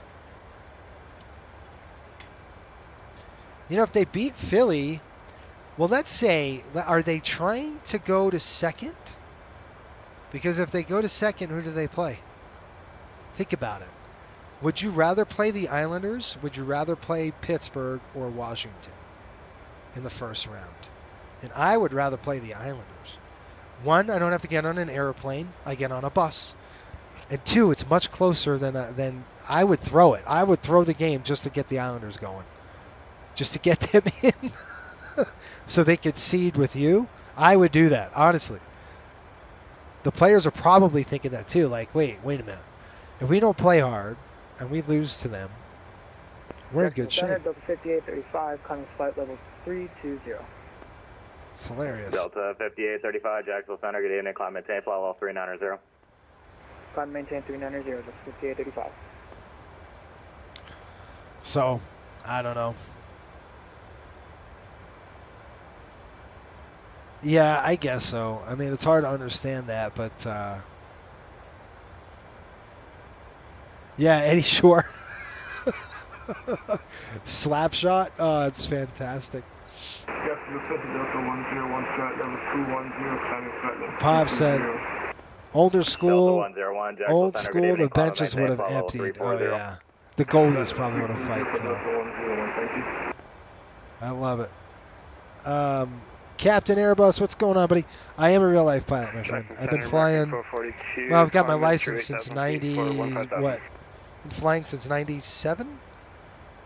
So, American, long time. 442, but my background is in aviation Center. safety. Good evening. Climb and maintain. Flight level 280. I'm maintain 280 from 42. And we're flying, I don't know if you're familiar, we're flying a Coastal Airways flight over to Baltimore. And this VA is all about realism. A lot of realism going on there. And this airline, you can check it out, coastalairways.com. Yeah, but I started my career with the NTSB, so accident investigation, that kind of stuff. Shelton, it's hard. Is it hard for you to understand that they just didn't show up, or that they should throw the game against the Islanders just to win, so the Islanders can get in, and we can play the Islanders first round, which would be fun. The point system, I gotcha, in the NHL. Yeah. I mean, I get it. Two points. So right now, what did the NHL say? Do we know? I bet you we could find out. What's the NHL playoff seed? And the reason why, if you're wondering why we're so interested in this, because we have charters, Coastal Airways charters, the Rangers and the Panthers the entire season. So we're pretty invested in who we're playing when. And last year, 53, clear direct Gurge. I got to tell you, last year I was so burned out by this time last year. I was hoping you remember? I was hoping the Panthers would just lose. Delta 58, Like just lose. clear direct Gurge. Don't win. And they got all the way to the Cups. So I was cursed. Delta 101, traffic at 12 o'clock, 5 miles, same direction. Flight level 240, climb in, report traffic. So let's see, NHL playoff picture. Let's take a look at this. Bleacher report, maybe. Delta 101, roger. Right now we're going to be ending up playing Washington. So the Islanders need to lose to get knocked down a peg. Maybe. In order for us to play the Islanders, we need to... Right now, the Rangers against the Capitals, Islanders and the Hurricanes. So the Hurricanes... Let's see, the Hurricanes are in second position. I think the Rangers need to throw some games. Why win the President's Trophy, right? Peter should ask them, are they happy they lost? Sarcastically after episode. I don't know. I don't know, man. It's one of those things where... United 844 Jacksonville Center, good evening. Climb and maintain flight level 3900. I'm sure they don't care, really. But I would much rather... The Rangers would really have to throw it. They only have one more game left, right? Flight, you want flight level 380, flight level 400. Let's see how many games we have. We have 2 games left.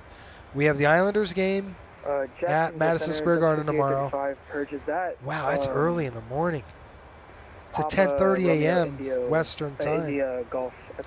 And then the Senators. So if we throw... That'll be correct for Delta 5853. If they lose these 2 games... Actually, Delta 844, disregard. I had a brain fart there. You can maintain flight level 3. It'd be interesting to see if they lost both of these games. Would they go down a second and then the Hurricanes take that top slot and then the Hurricanes are playing Washington and we're playing the Islanders? That would be even better. Because really, who cares about the President's Cup? American 442, I just got to step away for a few minutes. Doesn't really matter, does it? Ragga 442. No. You're in the playoffs. That's what Ragga matters. 442 is approved. Call when you're back. Gosh. Okay. All right, I've got to call them as well because I need to hit the restroom for a minute. You guys want a wing view here? We're looking at about 490 nautical miles top of descent, folks. So, you know, quite a few minutes. How many players on the injured list? Will the team be 100% by playoff time? And they should be.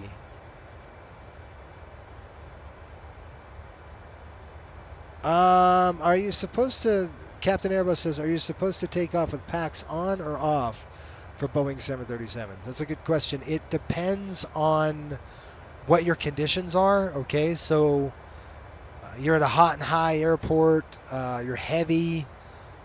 Yeah, you can actually take off with packs off and you can do an APU bleed. You know, for a pack operation, you do 1 pack operation with an APU on. You could do an unpressurized takeoff. I've seen that before. Done that before, where you're just, you know, you're so weight restricted. It's the performance is terrible. It's too hot.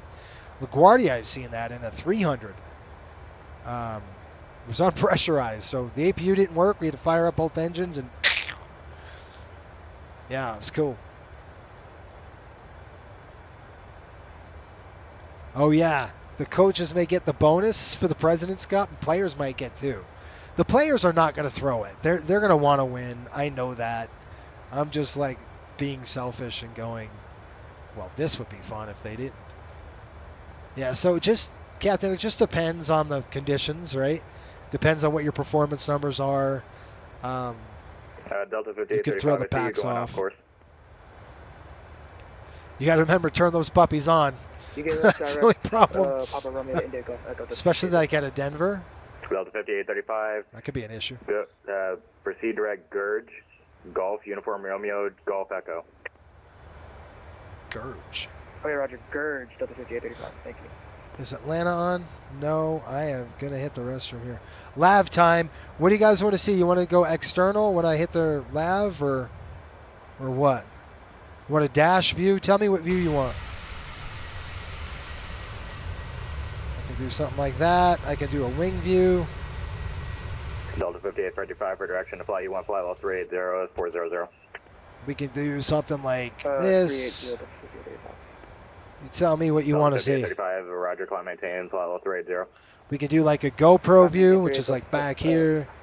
Climb maintain Like that. 0, that's 5835. Delta 1670, Atlanta is offline, radar service turner, frequency change, approve, good day. Bye-bye, Delta 1670. You know, Pops, I didn't even think of that. You know, they definitely probably are getting a bonus for that.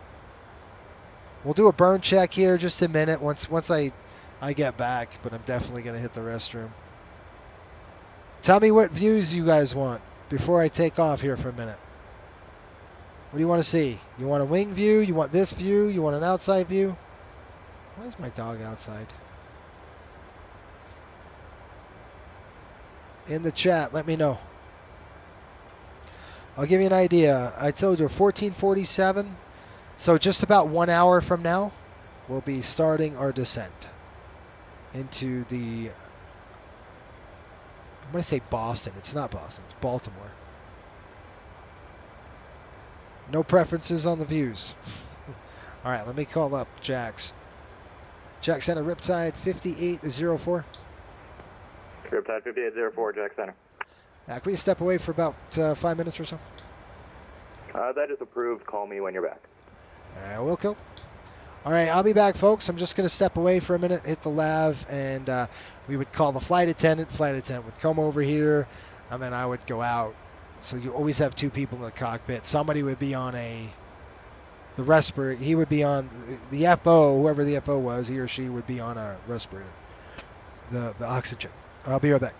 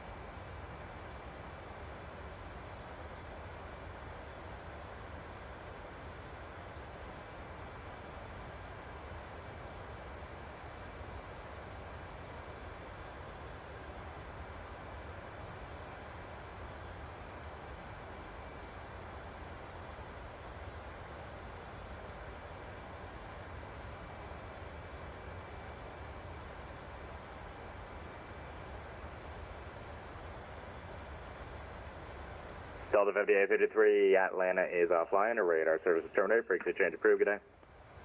Frequency change approved. That's 5835. Good day.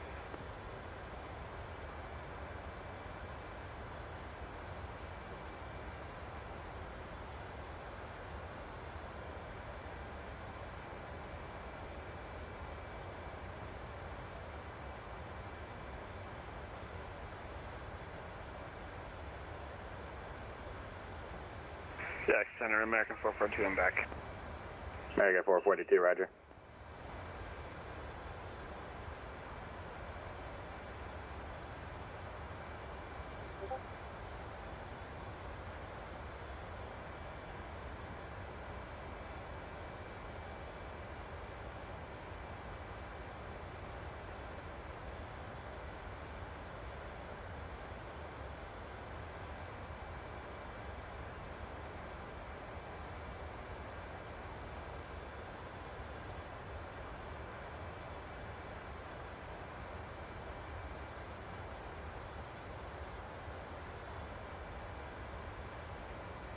Jacksonville Center, good evening.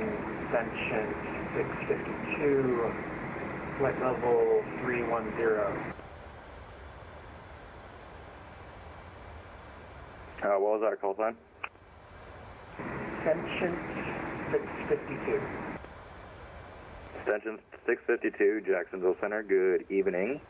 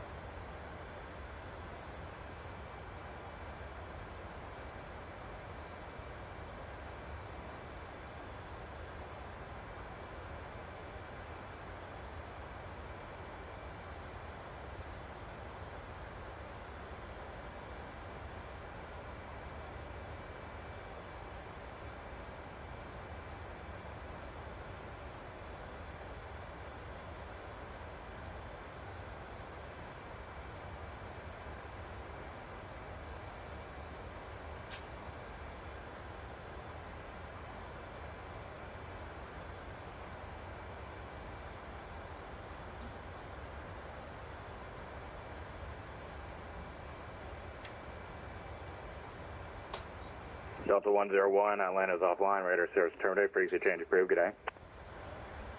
I miss you guys. I'm reading Delta 101. Yo. Alright, I'm back. Sorry. Lav view. You know, I should get a lav view. I wonder, could we get a lav view? Good evening, Jax. American 2683, level 340. I don't know. American 2683, Jax, good evening. Where's the lav? It's in the back. There should be one up here. Not in our... There it is. No, that's a closet. Lav right there. That's the view. Can we go in? Nope. Can't get in there through there. Watch, I'm locked out. So this is your view. Your view would be like this. You'd be sitting right here, just a little closer. This looks huge. In reality, the 737 cockpit is not big at all. It's teeny. Jack Center, Riptide 5804, we're back. Riptide 5804, Jack Center, good evening. All right. We're going to be passed off to no one. It's going to be quiet comms going up. Captain Airbus said, I've seen a Delta 767 at LaGuardia one time. That was like 10 years ago. I didn't even know how that thing could take off with such a short runway. It's a 767, that's why. American 2683, clear good direct airplane. Leopard. It's a good airplane. Direct Leopard for 2683. So we're getting into a range of... Now we're okay for turbulence for a bit. 340. We're going to have some light chop coming up. Forecasted. Actually, American 2683, disregard. You're going on the Elena, which that's unfortunate. What does that mean? Let's see if I can show you. I can switch it up if you need it. If you want, I'll give you a more direct route to Orlando. If you want to descend via, if you want to go in the Seinfeld. Yeah, that's a good one. All right, well, good approach. Seinfeld. Good arrival, I mean. Roger. Let me quickly adjust that in your flight plan, and I will get you a new direct. So, folks, since the season is coming to an end, did you have fun this season watching the streams? And for you members out there, you got to see all of the flights that we did, 18,000 for which is cool. Did you folks like it? Was it too much? Was it not enough? I'm not as burned out as I was last year. Last year I was fried. You know, I think we did 340 hours Good evening. Climb and maintain flight level just on one team. 350. It was pretty intense. All right, so this is what I'm talking about. This is the Navigraph weather overlay. And you can see we have our turbulence at 34,000 feet. And there's some light chop forecasted in this range. So at 340, if we wanted to climb a little higher, 380 maybe. It really doesn't help. It's not very advantageous to go up to 380. Stewie. Let's see here. Cruise says 37,000 is max. We could try to get to 350. 30,000's there. 34's there. Either way, we might be in the bumps. So, you know, we could probably get to 340. It just depends on the strength of those crosswinds. Let's talk about that too. Let's talk about the jet stream. So we go over here. I could click jet stream. You can see we're in the nasty part of it right now. We climb up to 380. It's a little better. 370. It might be a little bit, or 350. So American 2683, clear direct Leopard at this time. Direct Leopard at this time, American 2683. Drop down to 30. 34. 30 is better for now. We're getting in the nasty part here. Captain ACQ, what's going on, man? Hey, John, how are you? Johnny says, hey, just joined. I appreciate it, man. How's it going? Hopefully you're doing well. Thanks for checking in. Thanks for watching. Captain ACQ, hope you're doing well. It's going well, my friend. I think personally SRQ is the best airport in the world. I think it needs to be a hub for coastal. If we make it a hub, then we can make it a full Airbus fleet. Oh, man. The flight level 340 looks like the best option. I think so. I mean, I think right now, I think 340, you know, we're at 33, so we're right, you know, in between. 370 might be good. I'm more concerned about the ride. 177, Jack, see on my frequency? Yes, 177. 42, we can't go that high, by the way. 177, report the Orlando Airport site should be at your... So, we're going to... Clock in, we'll say 16 miles. We'll take a look at this, too. The radar. And SRQ is a fun airport. The radar, you can see, looks pretty darn good. Okay, pretty clear. I know we had some stuff up here. It's probably going to load up. The radar contact is locked.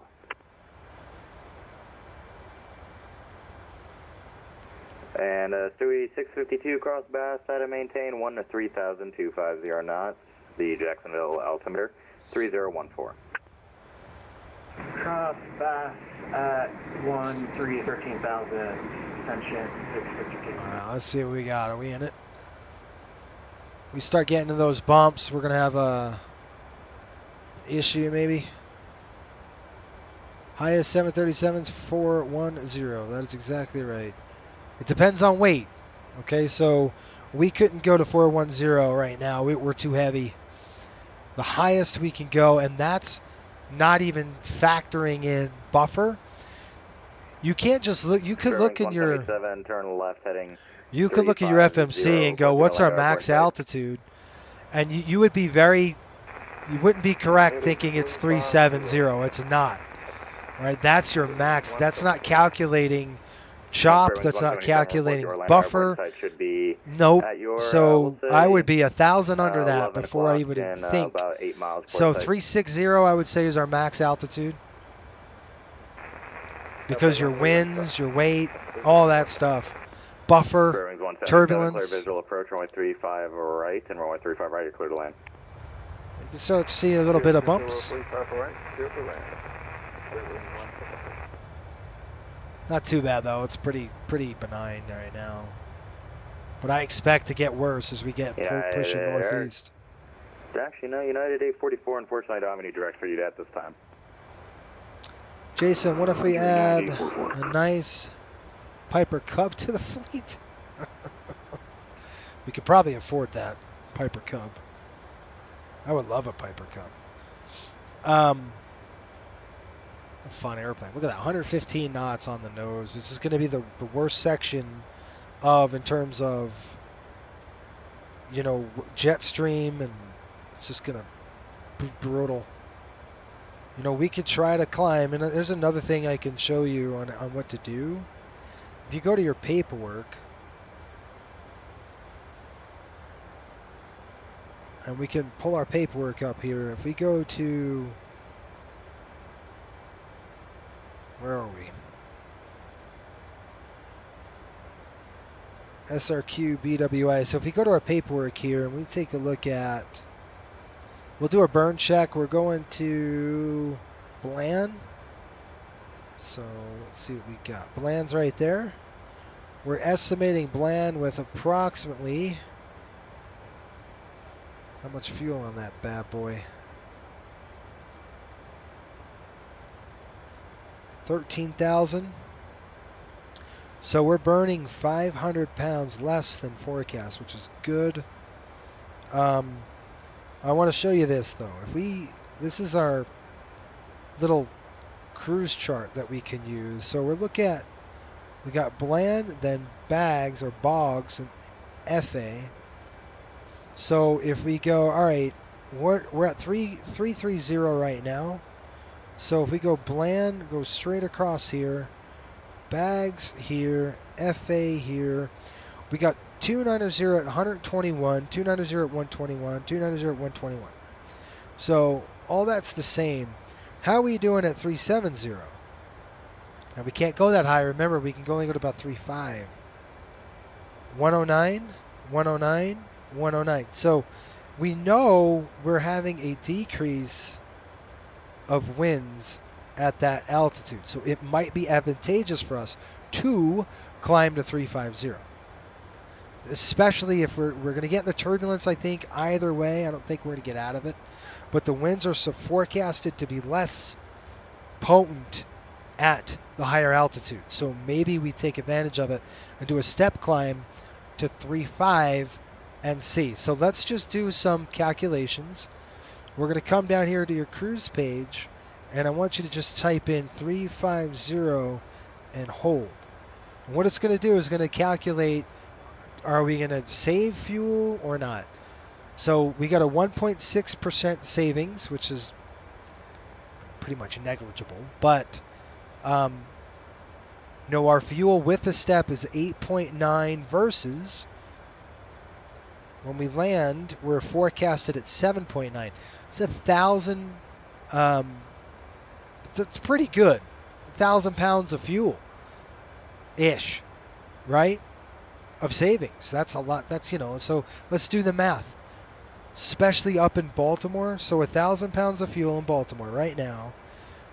Let's just do some conversions here. Would be, that gives us what, 149 gallons. Times, we would save $1,200. That's a landing fee in a Baltimore. We would save $1,200. Guess what? We're stepping up. That's a landing fee. That's how much it costs to land there. Around that. See? See what I mean? It's that kind of thought process. Kilo Lima, Hotel 1. Juliet, I'm questioning my ability to pilot to the gate. A 737 because of this video. Kilo. Oh man, I hope not. That's not what I want to hear. So I'm going to go 350 here, and then a couple of things we're going to do. We're going to go 3.5. Don't do it yet. We got to get a clearance to do so. So that'll be Juliet 2. That's my bad. We're going to do 3 ways when you're going to start a climb. I'll show you the 3 things. Just give me a hot minute. Let me give him a call. Jack said a Riptide 5804 with a request. Riptide 5804, Jax, go ahead. If we can get to 350, that'd be great. By the way, ride is smooth. We got 124 knots on the left side. All right, climb and maintain flight level 350. Kept the 350. I'll let you know on the ride on there. Riptide 5804, roger. right, so And Riptide 5804, just confirm you said that the ride's not super smooth at 330? no, it's good. It's just about 125 knots coming at 293. Oh, that'll do it. Yeah, no, climb and maintain 350. Let me know if it's any better. You bet. All right, so what I'm going to do is to go three ways. So one is here, 350 on the pressurization. 340 is at 120. Okay. We'll see. It's Remember no better. That, both of you guys are like complete opposite sides. One's like well over the water, the other one's kind of like deep in lens, so it might be slightly different, but good to know. Yeah, it's a strong jet stream because of the front that just passed. All right, we're going to... Yeah, us getting hit with like 3 cold fronts in like the span of 2 days is not good. So you got 1, 2, 3, and then what we're going to do is come down here, and you're going to set this 350 right there. And now we're going to click execute and watch the engines come up. See the engine spool up. And the FMC is going to command a climb. Once they hit the carrots, then we'll start a climb to 350. And let's take a look at, we got 127 knots right now on the side of the aircraft. Let's see if we get any relief. So I'm going to write this down at 127. We'll see if we can get any relief as we start the climb here. Does it save us time? That's another thing. I mean, it's going to save us $1,200 of that's our landing fee, folks, right there. It's our landing fee, and it's probably our parking fee that they're charging us. Jackson Center, Baltimore's expensive. 2119 with you at Jeez, their fuel, I think their fuel cost was like, what was it? Sean, it was like $8 a gallon or some crap like that for Jet A. It's insane. 2119. So much money. 2119, Jacksonville Center, good evening. For step climbs, you turn on vertical speed. Nope, you just let it go. With a Boeing aircraft, you do it 3 ways. You just plug it in the FMC right there. You hit execute. You got to make sure you do 3 ways, though. So that's 1, 2 is your altitude window here, and 3, your pressurization. So you want to make sure you do 3 things, and you're good. And you want to do it in a descending order. So 1,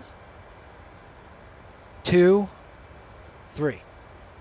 And then now we're at 350. Look at our speed. We didn't get a darn thing. We didn't get anything. Matter of fact, but what we are getting is the fuel burn, right? The fuel burn is going to be a little bit better for us. So we're not saving really much of anything until we. Second. And that's because of the jet stream, right? The jet stream just super strong. Matter of fact, we might have incurred a little bit of bumps. 62 Mike Foxtrot. You're going to Ormond, my home airport. Oh, cool. Jack Center fly, runway heading, runway 32. Signature. Sorry. How about 991 per gallon? So what did I say? Was it 146, Sean? What did I say? 146 gallons, right? So that's about 146 gallons of fuel times what? Fairwings 2119. 9.91. Okay, $1,400 savings. Yeah, we'll take it. And that's what a good pilot does, folks. Especially when you're flying like at Coastal Airways here. All of this is calculated on the back end. So every time we land in an airport, it hits us. Every time we park the jet at a terminal, we have to pay terminal fees, rental fees, FIS fees, baggage fees. You name it. We're ground handling fees, operational fees. We pay our pilots virtual dollars. I mean, all of these things really hit us. And crap, we can save just a little bit of money, and that makes me happy. I'm just saved a crap load of money on landing fees. Shoot, that's all positive space for me. That's great. So the higher you go, the more we could squeeze performance we could squeeze out of the aircraft. Now, we probably can't go any higher than this just because our weight and I think our optimum. I was passing right over that waypoint as you said that, 2119. 2119, cool. That actually works out perfectly then. You can, you just continue. Right, Captain Airbus says, oh, wow, I'm learning so much from this stream. That's good, man. Cool. Sean, is there a worse baseball umpire than Angel Hernandez? Yeah, that is why Southwest is always cruising at 410. Yeah, if they can get to 410, they'll cruise that high, and that's the reason. It's usually less. The jet stream's not as high. The tropopause is, you're kind of over it. The trop right now, I'll tell you why the problem and what the issue is. The trope right now, let's see what we got here. I'm going to show you what is going on here.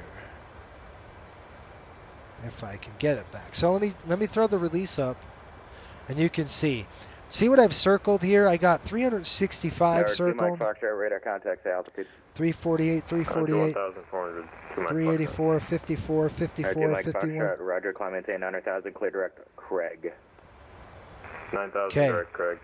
62 Mike Foxtrot. So that first And, altitude here. Dewey 652. For now, fly heading 030. Vectors visual runway 26. Bland. We're over Bland. We got about 17 miles to Bland. And bags, FA. Look what's happening here, folks. The And, tropopause. 652 to sun and maintain at 3,000. This is why it's nasty. The tropopause has dropped. Okay? No. All right, hold on. Stall Express 2811 Heavy, Jacksonville Center. Good evening. Fly runway heading runway 26, clear for takeoff.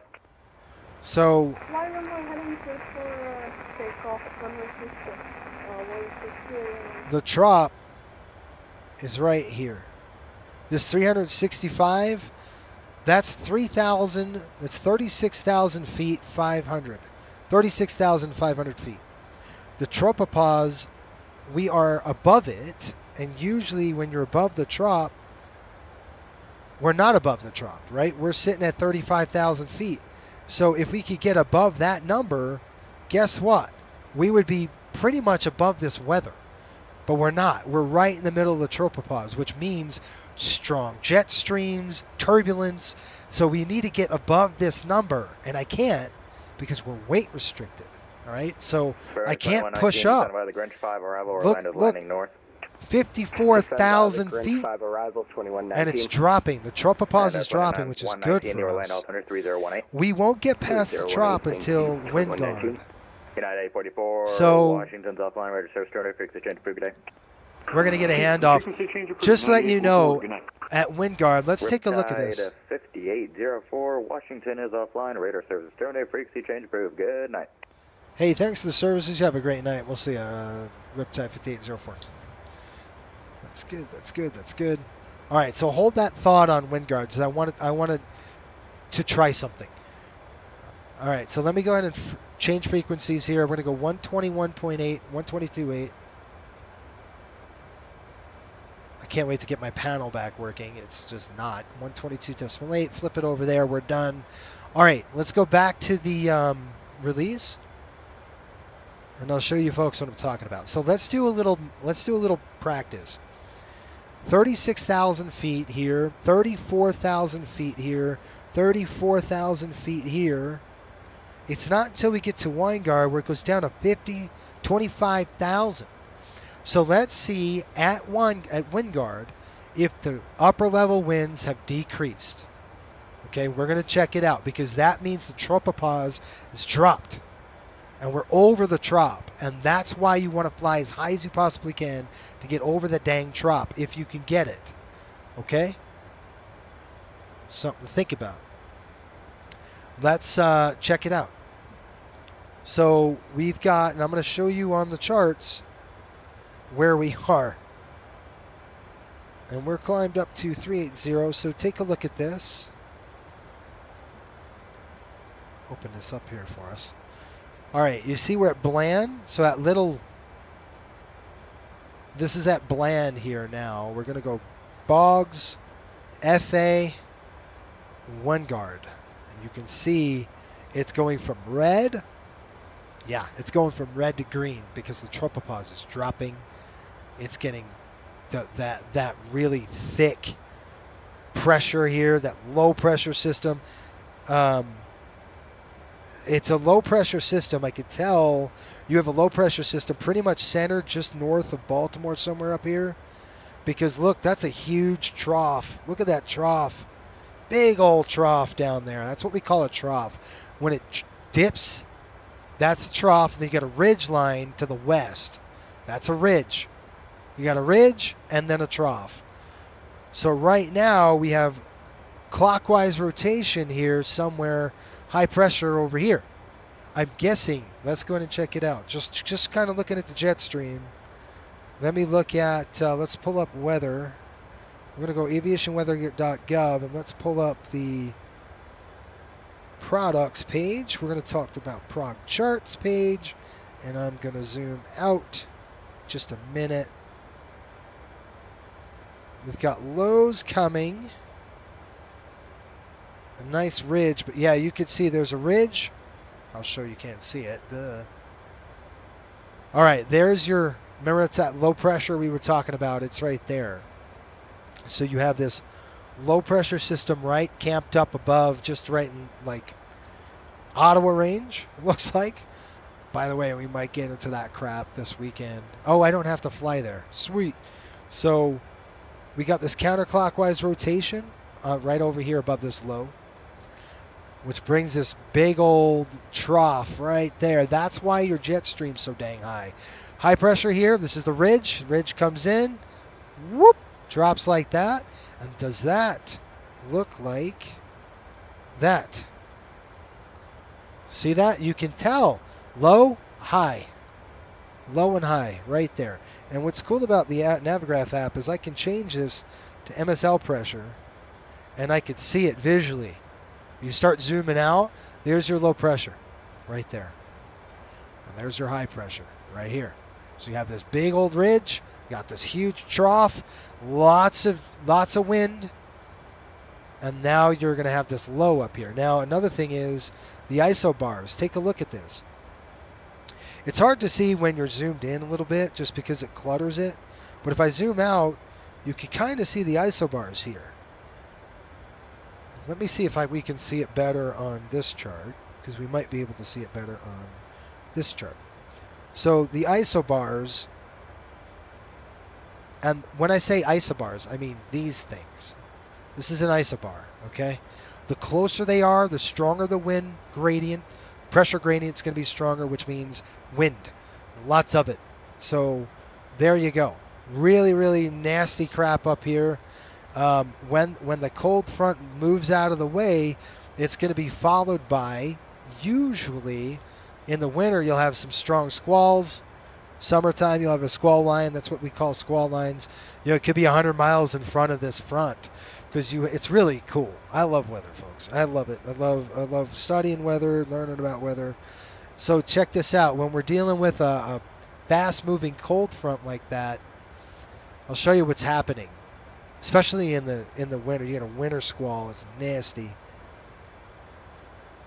Okay, so fast-moving cold front. Now this is going to be from the side view. Okay. You've got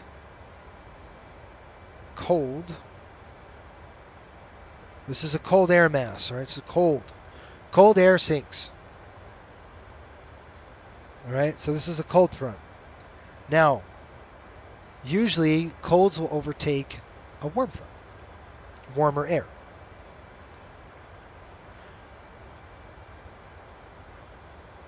So you have a warm air here. This is the sun, it's hot. So you got this, by the way, that's the ground. Yeah, I shouldn't have done it in red. Let's do that again. I'll do it in a different color. Let's do it in brown. There's your ground, okay? So you have cold air that's going to cut underneath the warm air, and it's going to force what? What's it going to do? Anybody know? It's going to force this is moving fast, okay? It's got wicked speed coming through. It's going to push that warm air up, okay, which causes instability. So when you got that lifting force, what do you need to have a fuel a thunderstorm? Anybody know? There's three things you need to fuel a thunderstorm. What's the first one? What's the second one?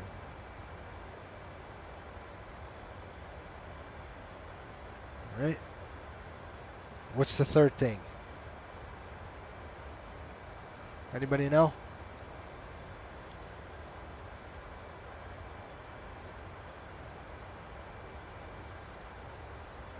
And I'm waiting because I guess what's developing right here that I'm doing. Does this look familiar to anybody? Something's coming here.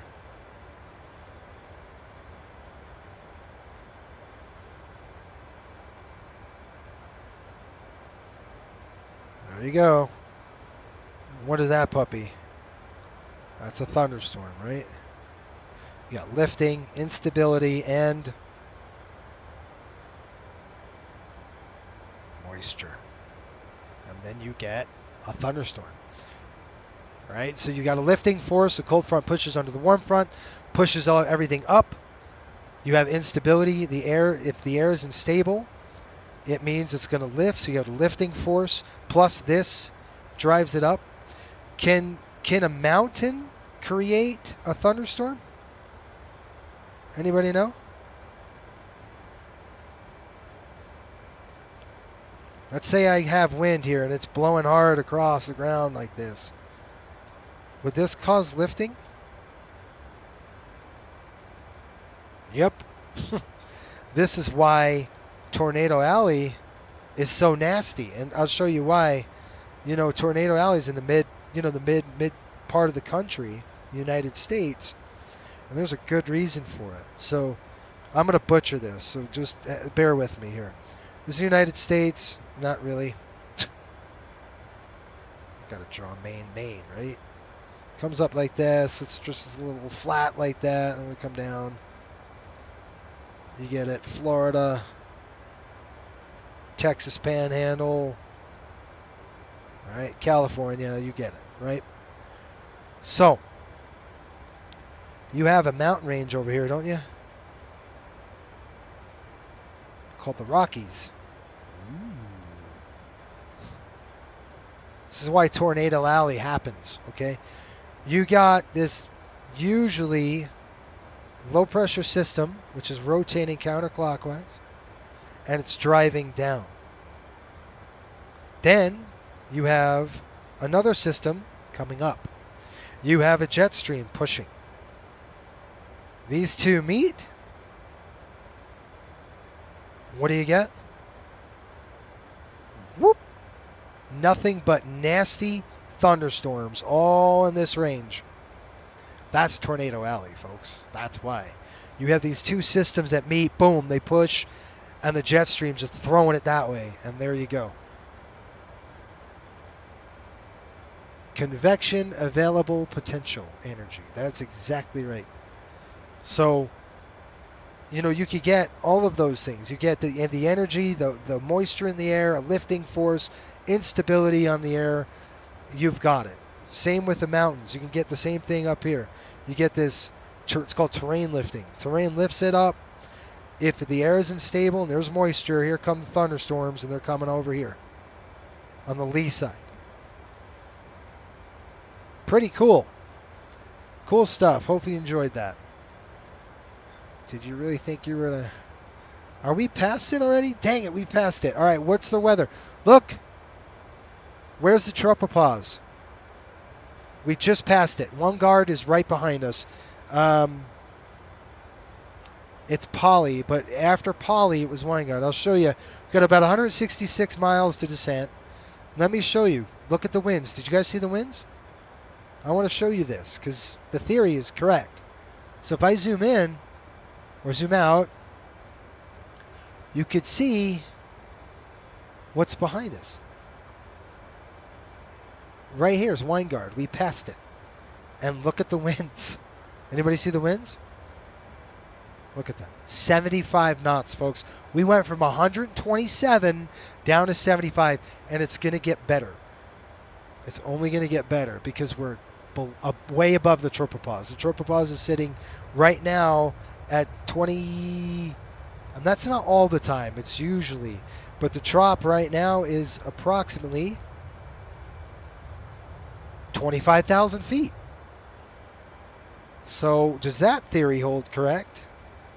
If I say, all right, let's go to, this is just one of those things I'm going to test. Jet stream.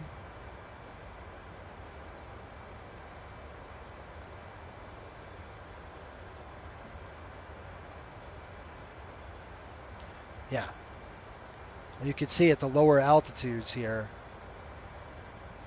they're brutal, right? And then we're just getting out of that jet stream. So that's why the wind has calmed down. And the weather, it's just to the jet stream. The tropopause really tells us we're pretty much going to be out of convection, which we are. It's cooler, so that's fine. But, you know, the tropopause is a good indicator that, you know, we're going to be pretty much above the weather. The jet stream is hard to escape.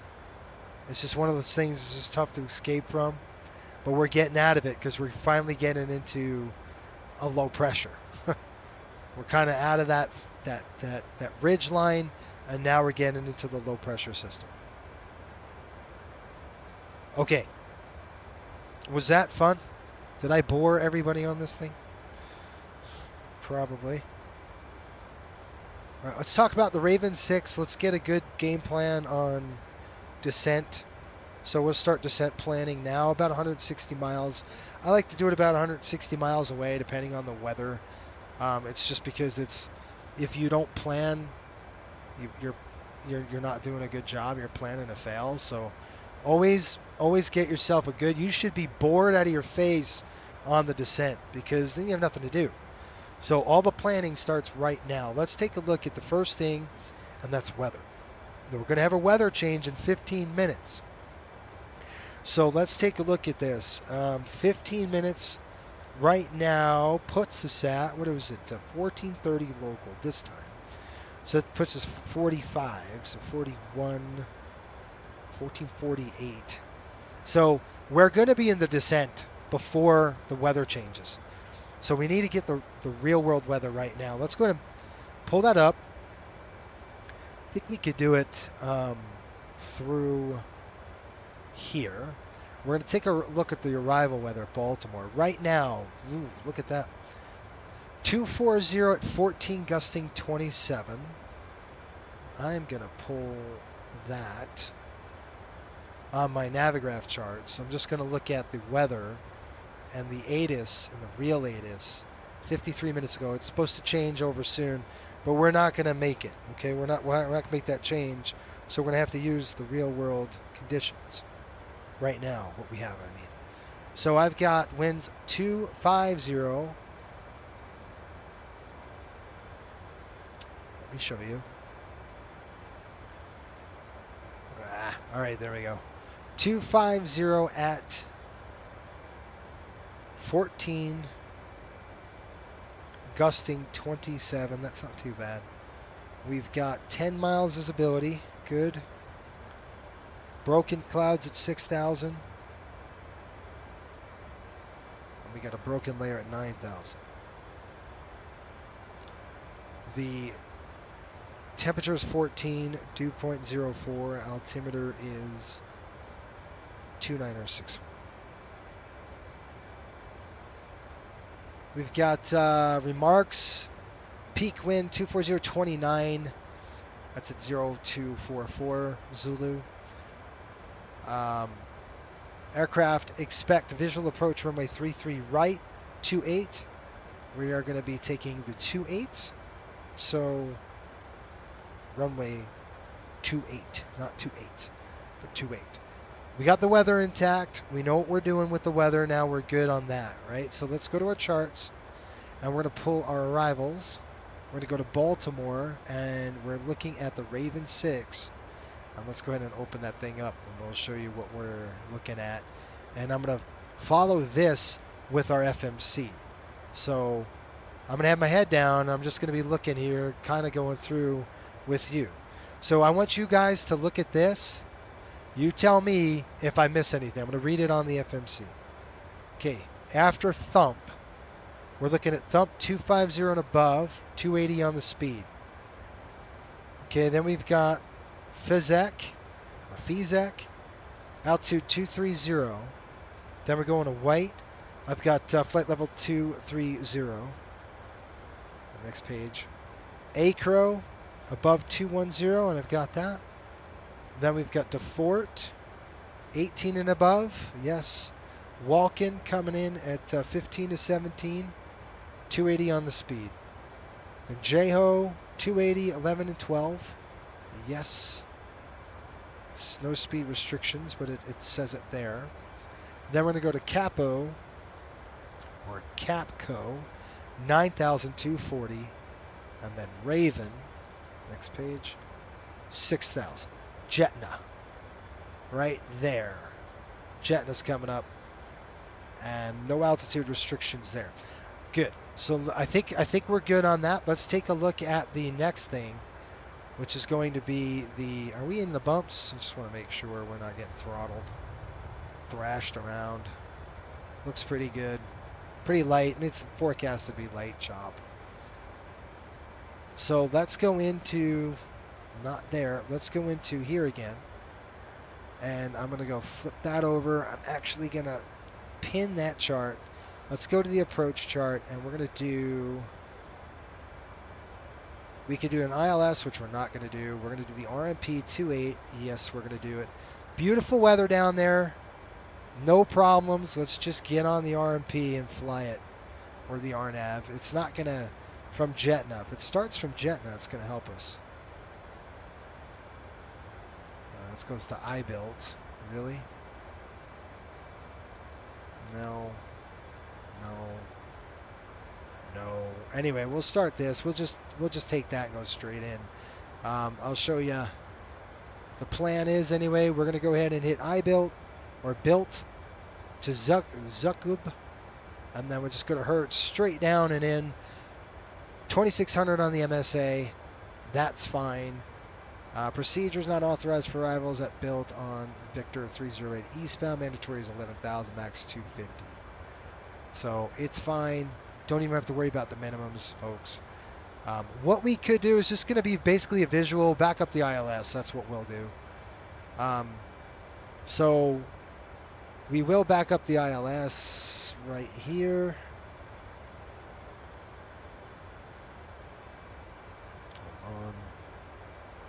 Okay, so if I flip this over, come back over here, let's take a look at the ILS 28.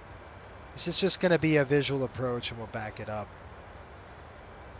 But we got to vector ourselves around, so maybe we fly direct to Hertz and then straight in.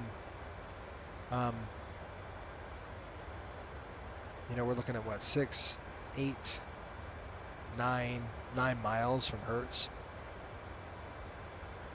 Ish.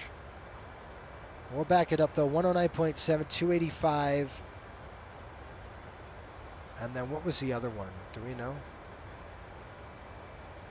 I'm thinking what was a 10. I always do that.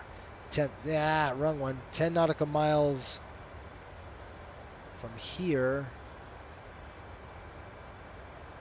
Like that.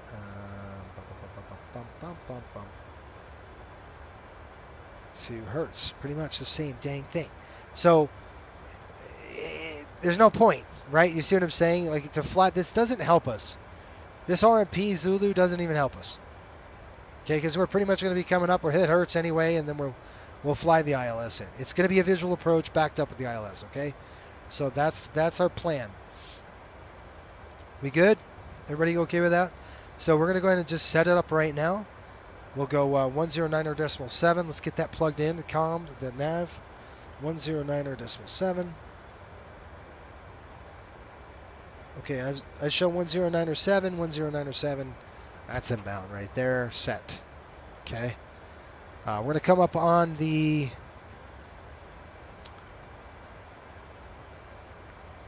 spicy and dicey. It's going to be. Sean. In high school. Interesting.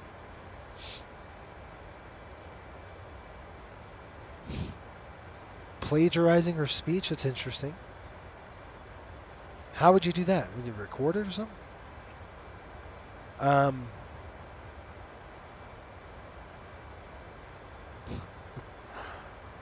It takes all kinds, I guess, right? We're not doing 10. We're doing 23828. ILS. Okay. I'm putting it on my iPad so we have it. Excuse me. Okay. 285 on the course. So we set the course here. Now is a good time to start looking at calculations in terms of descent calculations. So let's do that. Not descent. I'm sorry. Performance. So we go to Performance Tool. Let's go to the landing en route. Baltimore, we're going to go ahead and select runway of 28. Elevation's 112. We got a good slope negative down. Runway is 10,000 feet. It is dry. How do you know it's dry? I don't know. Let's go to airports. So let me just do it on this so you can see. What I'm going to do is I'm going to show you airports. Go to Baltimore. Let's go to NOTAMs. We've got 15 right, 33 left is closed. That's in the future. Effective on the 18th. Just coming down here. This is all 17th stuff, 14th. I want like now.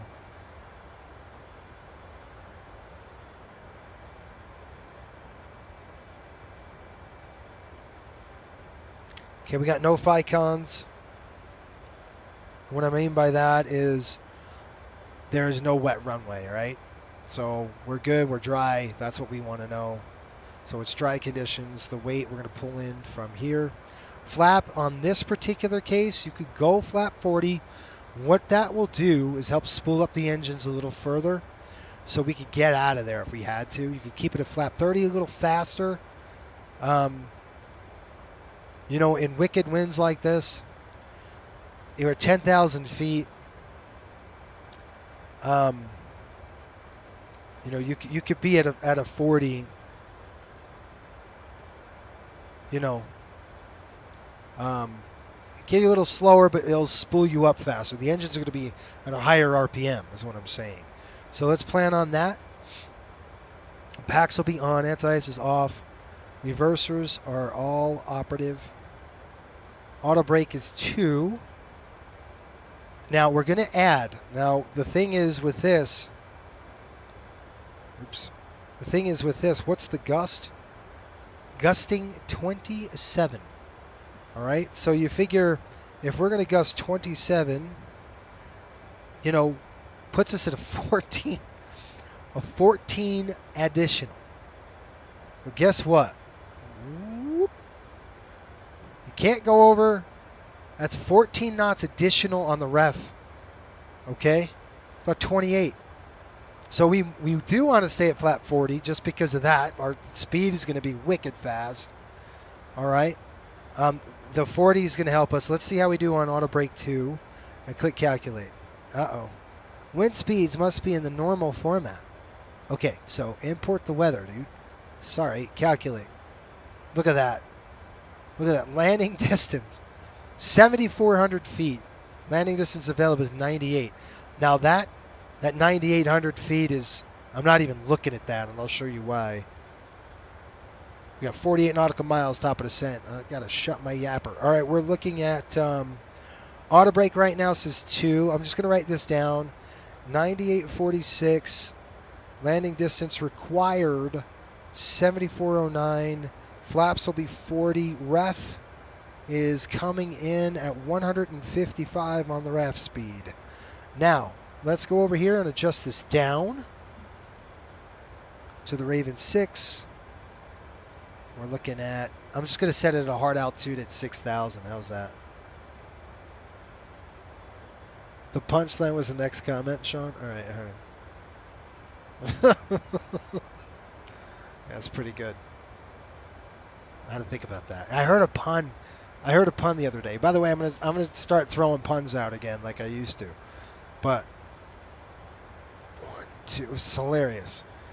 I just forgot what it was. Anyway, I'll find out.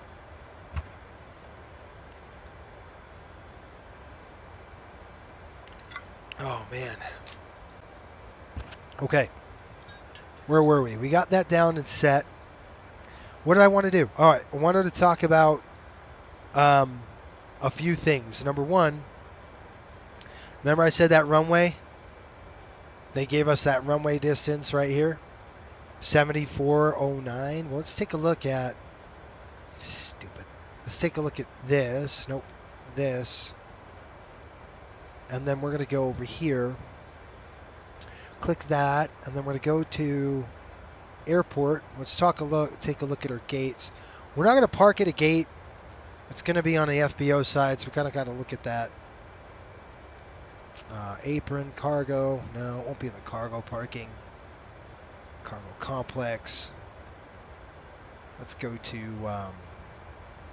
airport info. Now, in this particular case,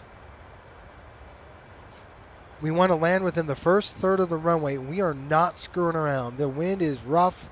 We're going to get this thing on the deck, okay? So within the first 1,500 feet is we want to touch down on. I'm not going for style points. We need to stop the aircraft. All right, 9,500 feet. You'll be wrong if you thought you had 9,500 feet. That's the wrong runway. We're going over here, 10,500 feet.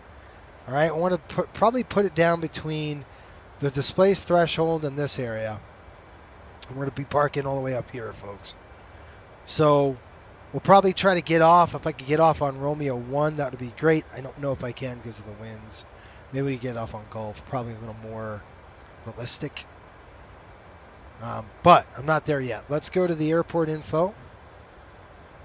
And then let's go to the information. This is the page that's the magic happens on. Landing beyond threshold for runway 28. What's the number? Good job. They said it already. Whoa, baby. Landing beyond threshold right there. 8843 is the actual number. Seatbelts coming on. That was rough.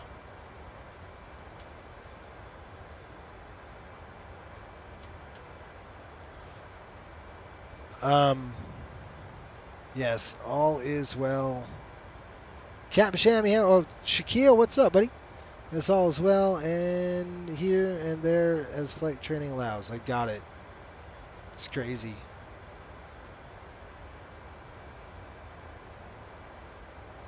Yeah, it goes. How are you, buddy? Hope you're doing well. Josh says there's a way to estimate which taxiway you'll get off based on the landing distance it gives you. Yeah, it's just about, like I was saying before, it's the beyond glide slope is what you're really concerned with. Really, the margin is only 1,000 feet. Now, we're visual, so we don't have to worry about that. We're not going to do a duck under because the wind sucks. It's windy, right? So we want to be aware of that. Be careful. So, no, we're not going to do a duck under. So we are going to land right on pretty much threshold until we have it made, till we have the runway made. And then I'll try to drop a little bit and gain some pavement back. Because we are going to be floating. We have 155 on the ref. So it's going to be, yeah, I mean, we've got a lot of energy to dissipate from the airplane. So take that in consideration. But I'm looking at, hold on, here. And like I said, you know, we come in, land 28 here. I'm just going to do a calculation with my app here, and then I'll translate it into that. And what I'm doing is, when I zoom in on my app, I'm just going to take a measurement from my fingertip to my first knuckle, and I want to measure it about 1,500 feet. So I get the range, about 1,500 feet. There we go. From here to here. All right. It's from the displaced threshold right to here is about 1,500 feet. So from here to here. In this range, we want to touch down. All right, if we're still floating around at Delta, we're going to have to get the heck out of there, okay? So we'll talk about a missed approach. We'll talk about go around. This is our cutoff. If we're not on the ground at Delta, we're going. We could be okay through in this range, but that's about it. And then we're going to be probably stopping. I'd say if we land here, we'll get off on Romeo 1 or Gulf. and then we'll take Golf to Fox, Fox up. And we got to come down and around and over to Papa, Papa to Kilo, and then up into this GA area. That's where we'll be parking and letting them off, and the bus will pick them up. So that's what we've got, folks. So anyway, good stuff. Hopefully it helps you. Here comes the speed. We're on the descent right now. And you can see why it takes 160 miles to do it, right? You're thinking at 4, 5, 6 steps ahead. Now we're not done, because guess what? We're talking about we're talking about maneuvering, right? And wind shear escape maneuvers and what happens if. So let's play the what if game. What if we need to do a go around? What's the procedure for a go around? Let's talk about it. Well, when we're coming down the chute, you know, if you call a go around, I won't hear it because I'm going to be focused. So I'm not going to be a cowboy with this one. I'm just going to say I'm going around, okay? And what I'll do is I'll hit toga. If I don't see those throttles responding, I'll push it up normally, right to the green carrots. I'm going to rotate the aircraft toward 15 degrees. When I do that, I'll go flap 15 first. All right, so it's going to be flap 15, and then we'll throw the gear in the up position. Once we get the flaps climbing into the 15 range, gear up. We'll climb out normal. It will probably give us a vector. It's going to be... I'm going to want to go the other way around. We could do it ourselves. I'm not going to hold at Westminster. I'm not doing that. I'm not doing the procedure. I'm not going to fly the procedure. We're not an IFR environment, so I'm not going to do that. I'll just do a visual. Okay, so I'll climb. We'll roll the aircraft to the left. We'll make left-hand traffic all the way back around to 2.8, and we'll do it again. We'll try to keep it about 5 miles, 5 to 10 miles out. All right.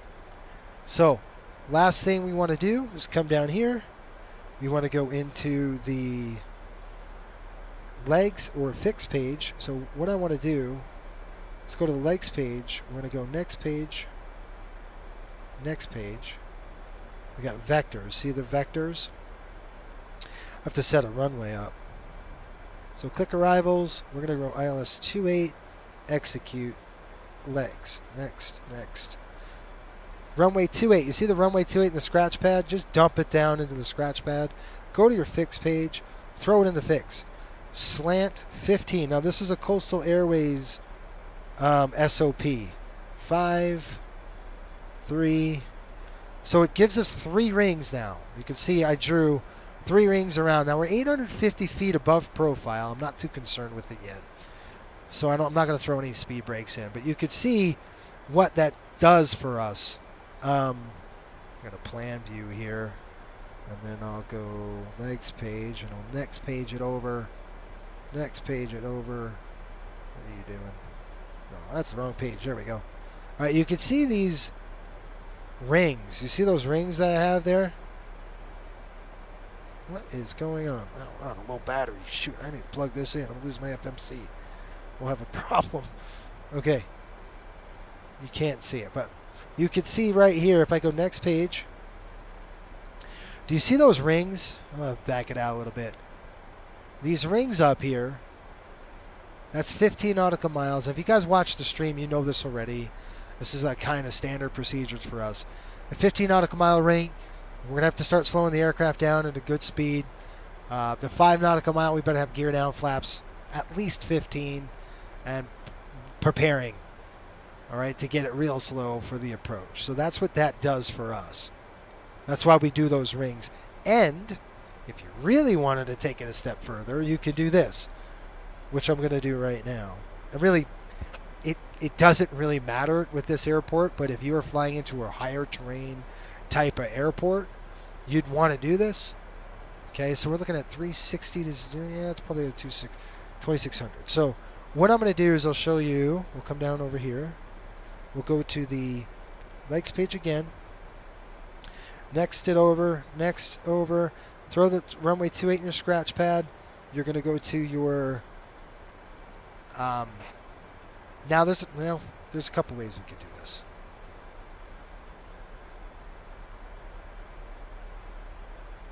Let's go fix. I'm going to go next page.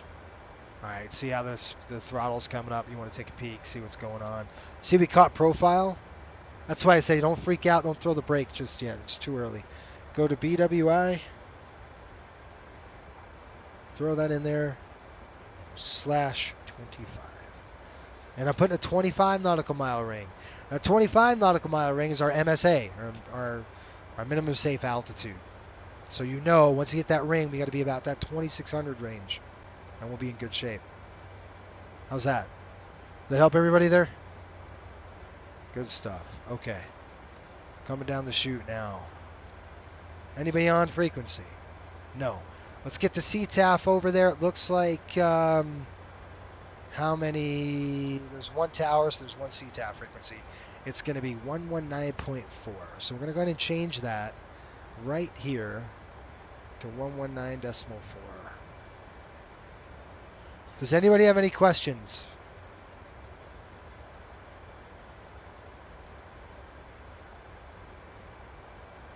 Any comments, concerns, cheap shots? Now's the time. 119.4, I'm going to flip that over there. Another thing I will talk about really quick, probably should have done this on the cruise portion, is I'm going to go into my company documents and I'm going to look through our EFOM, and our EFOM is our FOM, it's our SOPs at Coastal. And what I'm going to do, Coastal manuals, let's see what we got here, employee handbook, or the EFOM it's called, and I'm just going to type in, or I'll do a search. And I'm going to type in crosswind. Now, to make matters worse, I don't know if you folks noticed what's on our wings. What's on our wings that would be a concern of mine? Anybody?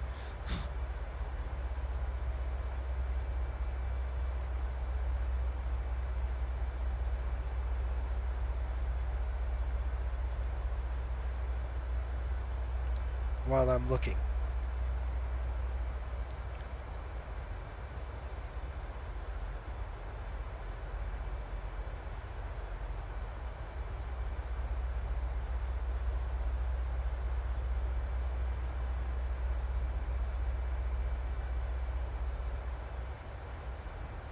Nobody yet? Okay, here we go. Crosswind landing, side slip only. So there's a couple of methods we can use. The problem that I'm having, folks, is right here. See this? This is split scimitar winglets. You only have 8 degrees. 8 degrees of this on a crosswind. You start going like this on a split scimitar, guess what you do? Boom! That $1,200 savings is out the window because it's down the runway. Right? That's the problem. Yeah, Sean said it. Split scimitar, not good. Yeah, you're right. It's not going to be good for us. So what we want to do, let's just read this. There's 3 methods of performing a crosswind landing. Decrab technique, which I'll usually do, which is to kind of decrab it in the flare. Touchdown in a crab, and then a side slip. I won't use a side slip because that's wing down, hard rudder. I don't want to do that. Okay? So that's out of the question. I don't like that method. Nope. I say hard no on that. So it's either I do the crab and then decrab. So we're going to crab it in. The winds are going to be coming in from, what did we say the winds were at? I just want to make sure, get a kind of visual on those winds again of Baltimore here. We got winds at 250, so we're at 28. It's only about 20 to 30 knots off the nose, and it's going to be coming in from the left side, all right? So we're going to do left crab. So just kind of visualize it. Left crab. We're going to come in. We're going to kick that rudder to the right, and then we're going to drop the wing a little bit, not a ton. So we might need a little bit of cross We might need a little bit of side load on the airplane, so let's talk about that. It says decrab during the flare, which is what I like to do. The objective of this technique is to maintain wings level throughout the approach, flare and touchdown. Final, crab angle is established when wings level, maintain the desired track. It says just prior to the touchdown, flaring the aircraft downwind rudders applied to eliminate the crab. Align the aircraft to the runway center line. As rudders applied, the upwind wing sweeps forward. Right, developing a roll, hold wings level, simultaneous application of airline control into the wind. You're going to make a touchdown cross control, right? So left, right on the rudder. Now here's the problem. The problem is split scimitar winglets. Here we go. Warning. For aircraft with split scimitar winglets, banks greater than 8.8 degrees, sorry, I said 7, is going to result in the lower ventricle strake striking the ground. Let's not do that. To ensure sufficient ground clearance, do not use the side slip wing low crosswind method. I don't do that anyway. When crosswind exceeds 15 knots. Now, what exactly is the crosswind component? It's nothing, right? I mean, let me see. It's really not, it's pretty much up and down the runway, folks. So that's the good news. Bad news for you, good news for me. We're talking about an 8-knot crosswind. That's nothing. 14-knot headwind, 8-knot crosswind. That's what we're looking at. So you don't want to get too freaked out or psyched out about it. It's not that big of a deal, but it's good to always go through. It's a good method and a good way to stay ahead of the aircraft when you're going to go through this stuff, right? Because if you're just flying around, you're tooling around, you're not thinking of this stuff. And let me tell you, you want to talk about immersion and realism, and this is it. You know, you start thinking flying like an airline pilot. That's kind of what you like to do. All right, those are on. Those are on. I was a little late on this because I was yapping. But I think we've got a good idea of what we're going to do. Everybody good with that? Seatbelt signs are on, and we're coming down. Down the chute, folks. All right, you guys ready? Chute's on. Here we go. Chute's on in the chat. I got to do a descent checklist, dang it. I'm a little behind right now. We're on profile, though, so I'm good. Okay, descent checklist coming in. Altimeters bugs are set and cross-checked. VREF and minimums set. We're going to do a correction of 15 on this. Flap 40. Check. Set.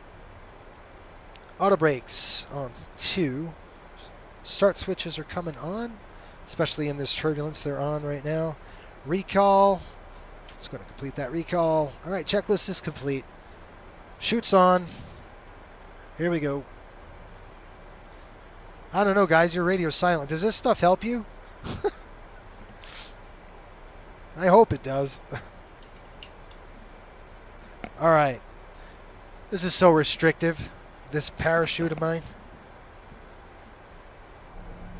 Should get a full-on ejection seat. Speaking of ejection seats, guess is what's going to release probably Wednesday, a new F-14 video. Do you guys want to see an F-14 video on Wednesday, or do you want to see it on a Friday or a Thursday or on a Sunday or something? You've got 2 videos to watch. Well, 1. In addition to this. Well, if you guys are watching this already. All right, so let's take a look. We've got after Jetna, we're going to go ahead and vector ourselves around into the Hertz. Let's take a peek, kind of see where that is. Yep. So there's a route discontinuity, which is fine. We'll go Jetna to Hertz, execute, and then that'll kind of set us up for basically a downwind. All right, you can see this 25 nautical mile ring. We're good. You can throw the terrain feature on it if you want to on your ND. There's not a lot of terrain up here in the Northeast, at least this side of the town, so we're good. I do like to back up the VOR 1151, and that's just to give us an idea of where Baltimore is. All right, there we go. Baltimore 32 miles away, folks. All right, we're in the clouds. We're +8. Guess what we got to do? Yes, we're going to go upstairs and turn on the engine anti-ice. Cals are open. Now they're pumping warm air through right into these clouds. We got visible moisture below 10 degrees. Here it comes. You got to think icing. All right, now the airplane's doing something. You can see it's trying to catch the speed at 240. We can help it out. We can drop it down, throw some brake out, just get it down there a little quick. This is where I'll be a little more aggressive than normal. And then I'm going to come over here and throw this to VMC, and I'll throw that up there. Okay, I'm going to keep the brake in. Just want to help it out. Look at the rain. You see the rain over there? It's pretty cool. All right, somebody give me a weather update. The weather update has changed, and I'm flying it right now. So let me see if I can take a peek really quick. Weather, 26 minutes. We're looking at 250-16 gusting 27 knots. We're 27 knots now on the gust. Remember that rain's approaching. It's coming in. Speed brake is going to be coming out here shortly. Just going to try to catch profile. We're looking at 6,000 feet, which is the, what is that? The rain or ribbon or something? I don't know what that is. Raven, sorry. Let me call them up. Baltimore traffic, Riptide 5804 on basically a downwind for runway 28. Anybody in the pattern? Nope. It's good to know. Thanks, Nightbot. Appreciate it, Sean. Baltimore weather right there, folks, in the chat. It's 240 at 16 gusting 27, 10 miles visibility. A few clouds at 5,000. Perfect. It's a little windy, a little bumpy. We're expecting the bumps. Oh, yeah, look at this. Plus 10. All right, you see? We got to wait. Plus 11. Now they're coming off. And what I just turned off was the engine anti-ice. 2,000. In the 25. Here we go down.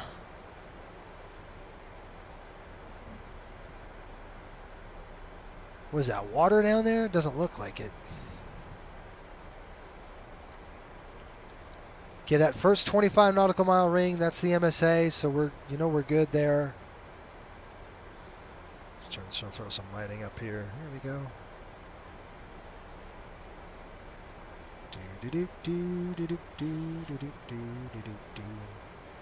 All right, get your predictions.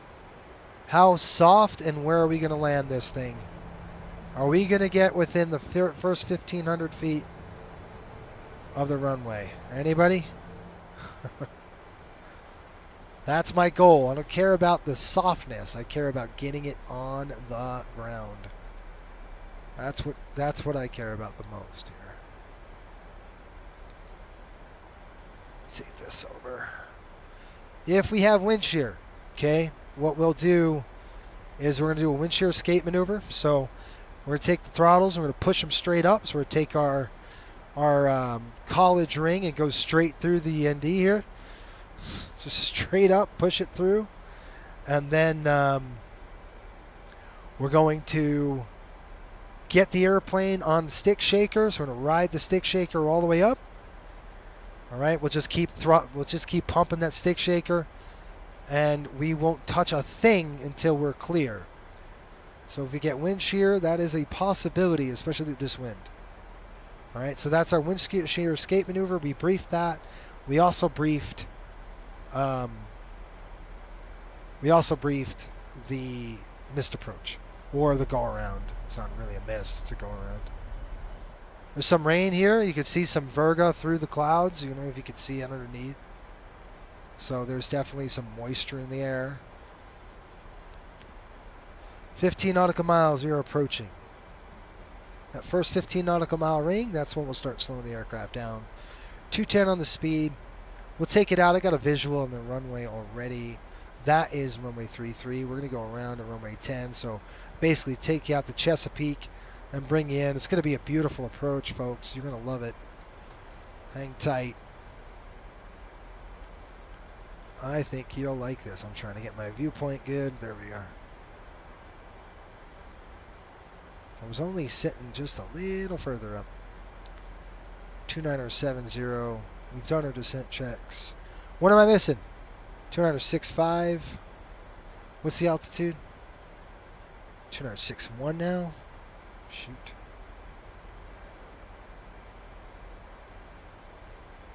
I'm going to set this to 143, which is going to be right there. Okay. We're going to go ahead and shoot this speed on. We're going to just drop it now. Flap up maneuvering. Very close to it. Let the airplane slow down, and we'll start getting the aircraft slowed to flap up maneuvering. Where'd that airport go? Somewhere over there. Got it. It's right here. Feels like I'm missing something. I don't know what the heck I'm missing, but it feels like I'm missing something. It's never a good sign. What am I missing? I don't know. All right, 2,000 and above, we've got that, so we'll set this down.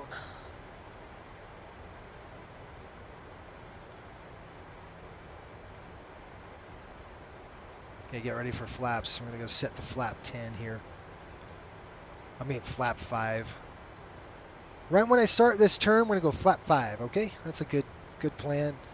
As we're just right on the cusp of it.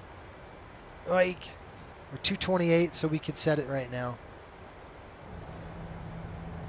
Yeah, there's the bumps. It's pretty light for now. For expect a lot. Moderate chop down here. There's the Chesapeake, yeah? You guys from Boston, that's Chesapeake Bay? A lot of megalodon teeth in this thing. Oh, that's going to be beautiful. Hey, the Francis Scott Key Bridge, is that over here somewhere? That'd be interesting to know, huh? Okay, flap 5. Let's go 180 on the speed.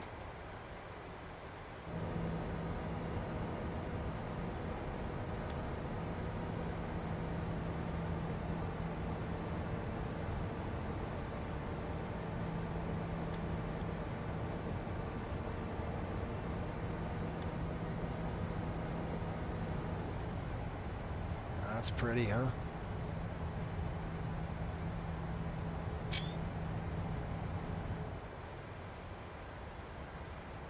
$2,800. There we go. Go down to 0. Speed's coming down nice. It's beautiful. Good energy. Let's give a call. Baltimore traffic, Riptide 5804 on final, runway 28, 10 miles. All right, so speed's coming down really nice. They're good. This is a Jerdy. Jerdy, you want to be about 2,000. We're about 2,500 right now. Absolutely gorgeous. Look at 33 knot crosswind. Woohoo!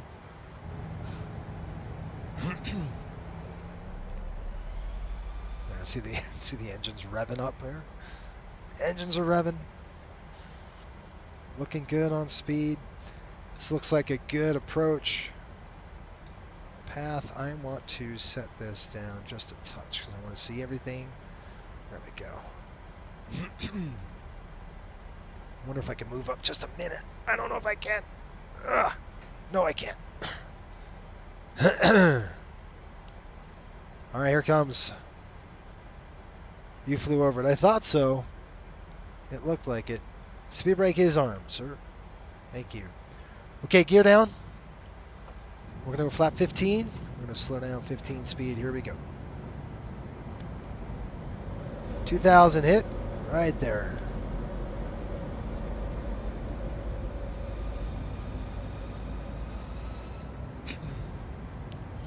Okay, I'm going to knock this thing off on the autopilot here. Right about now. Where did we say on the ref? 155? And the reason why I'm knocking it off, 155, folks. The reason why I'm knocking it off is because I want to feel the aircraft, okay? It's always a good idea. There's flaps 30. Here comes the speed.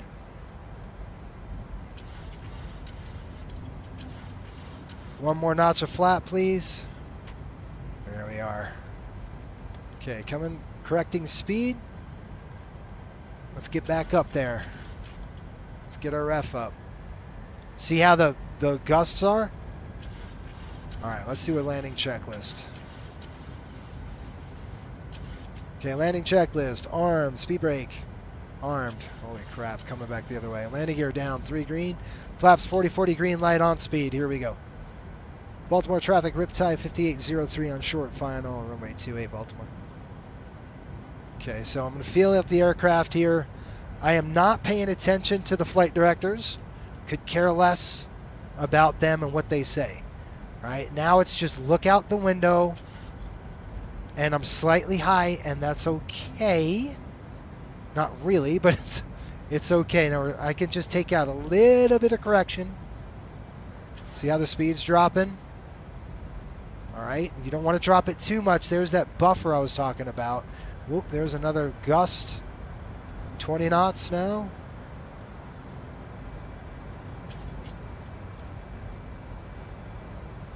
Okay, so you see it's 17 knots. We're slightly on the high side, so I'm going to start dropping it down. Using my speed to come down a little bit. I don't want to do it too much. There it is. I'll get on profile. Right there. Just hold that. It's 20 knots and gusting. Don't look at the nose. Look at the hoop. When you're flying the HUD like this, just put that HUD right. Woo, look at that. Nice little crosswind here. So far, so good. It's about 8 knots. It's not too bad. There's a little bit of a dip. 100. Ooh. 50. 30. Hold it. Get that in there. Get a little bit of rudder. Plan it. A lot of rudder. Aileron into the wind. So I've got that crosswind going on. 2 in reverse. Speed brakes. You guys can see on the wing what I'm doing here. All right, looking good. 100 knots. Get on the brake. All right, Romeo 1 it is. Not bad. We'll take it. Nice and good challenge. Nice little fun. A little gusty. A little spicy. That's good stuff. I flew over the Annapolis Bridge too. Oh, cool. Well, we made it, folks. So before we keep going, let's stop. And let's take a look at where the heck we are. So let's go down Romeo. We're going down Romeo Papa. I'm good with that. All right, folks, what do you think about the landing? Good? I should have actually did a replay of this stupid thing. That would have been a fun replay. And that's why you hire Coastal. I'm kidding. I'm just joking. That was fun. Nice and spicy. Good landing.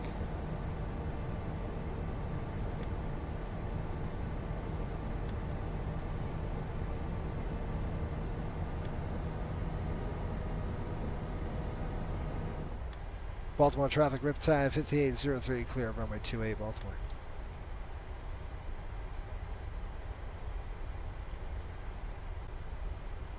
Alright, I gotta turn this off. We'll clear this runway here and then we'll turn off our lights. Is anybody coming in? Baltimore traffic, Riptide 5803, crossing 15 right, Baltimore. Look at that windsock. Yeah, baby. It's pretty cool.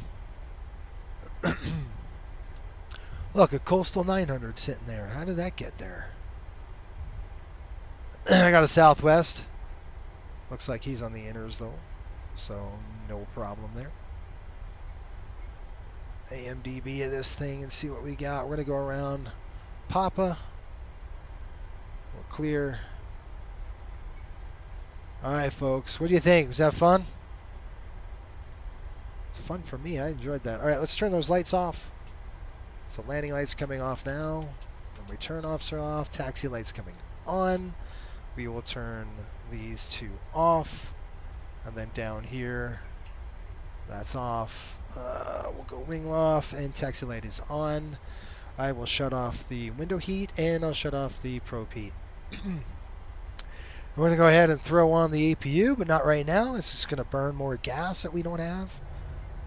That we spent so much hard-earned altitude to save.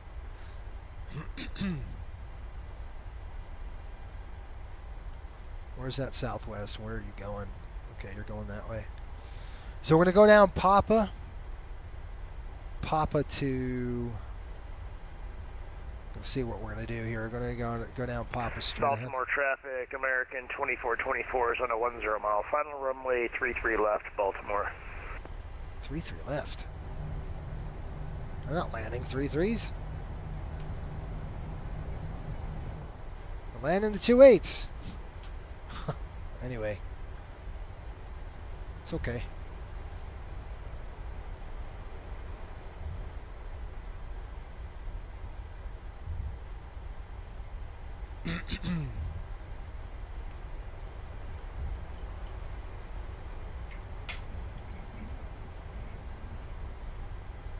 Those are coming off. I don't need that now. Ow, there goes my clip. It's gone. Alright, we're going to come down Papa here. Straight down. I miss flying in and out of here. I used to fly in here all the time. Never was a crew base of mine. It's just, I did a lot of flying out of Baltimore with Southwest. Tons of flying out of Baltimore. You guys remember the old Suave Operations channel? Man, we were all over this airport. It was all the time.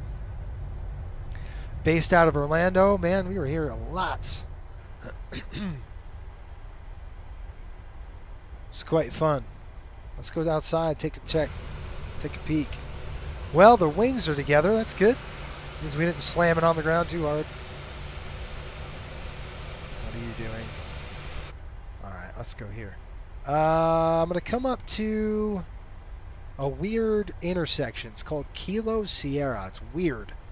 It's going to be like this, all right? It's going to be very odd. So you can see it right here after Papa. Kind of a weird thing going up there. So I'm going to throw my APU on now. APU coming to start. All right, now we're going to kind of have to take a break. I've never been on this side of the airport, so I have no idea what to expect here. It's bumpy, that's for sure.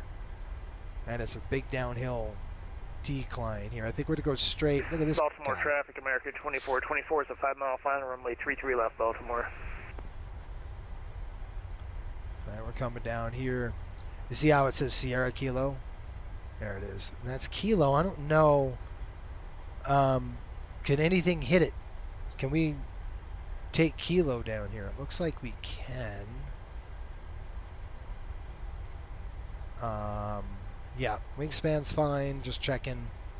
We got a longer wingspan than the other, like a Cessna or something like that. So, you just want to make sure that your aircraft can go down here.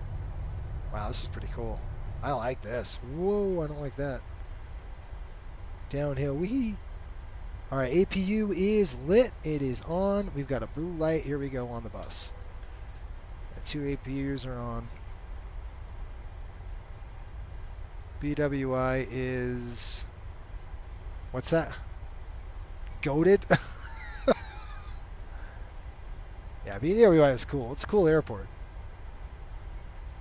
I like it. Oh, shoot. Whatever. This runway's closed, so I should have called it, but whatever. They're not there anyway. All right. We got GA parking, so where are we going to put these folks?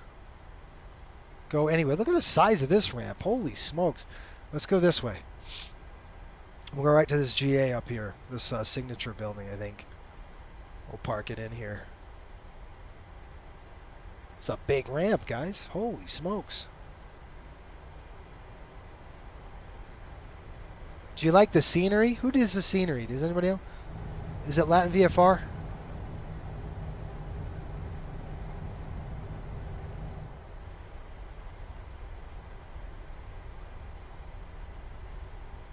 Nice.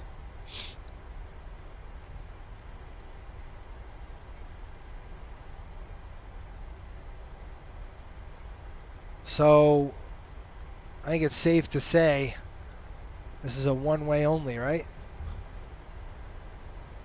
I'll give you land VFR did it, huh? Looks like signature over there. Signature's over there. They're over there. Where is the main entrance? Baltimore traffic, American 2424 is clear of runway 33 left at Foxtrot, taxi via Pop Echo Tango to the red, Baltimore. Was that American? Okay, I'm going to go ahead and shut down. Wow. I'm just going to turn in like this.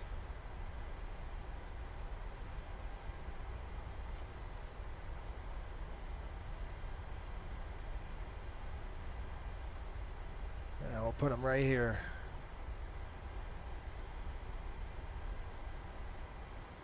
Okay, on the ramp, here come the brakes. Maybe. Where's my mouse, bro? Where's my little mouse? There it is. Brakes are on. 2's coming down. All right, number 1's coming down. Seat's coming back. And we are done. We made it. All right, let's clean this thing up. Come on the overhead. Seatbelts off.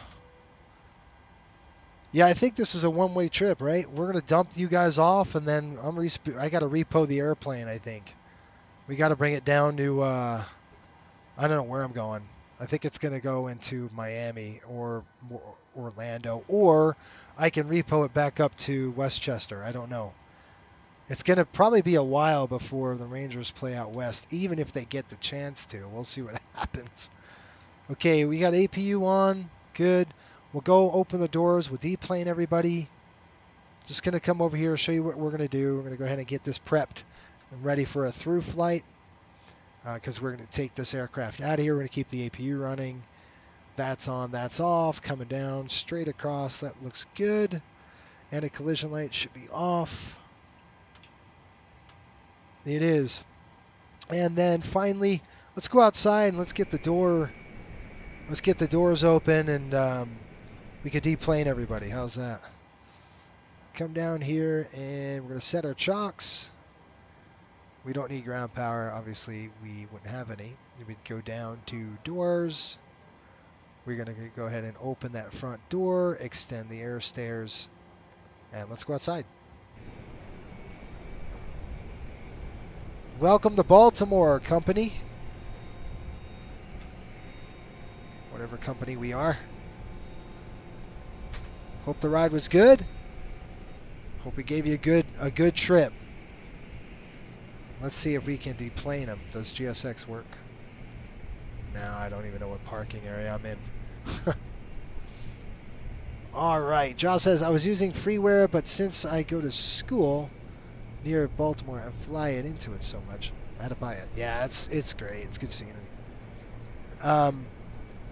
But anyway, folks, I appreciate you booking us. You know, he booked us on Instagram. If any of you want to do that, you can too. It's fun. Maybe we can get you, you know, tell us what you need, and maybe we could fulfill it. This is one thing I have to do before we go is I got to go to that. We will go to this. I've got a book on ACARS. I got to get paid for this flight.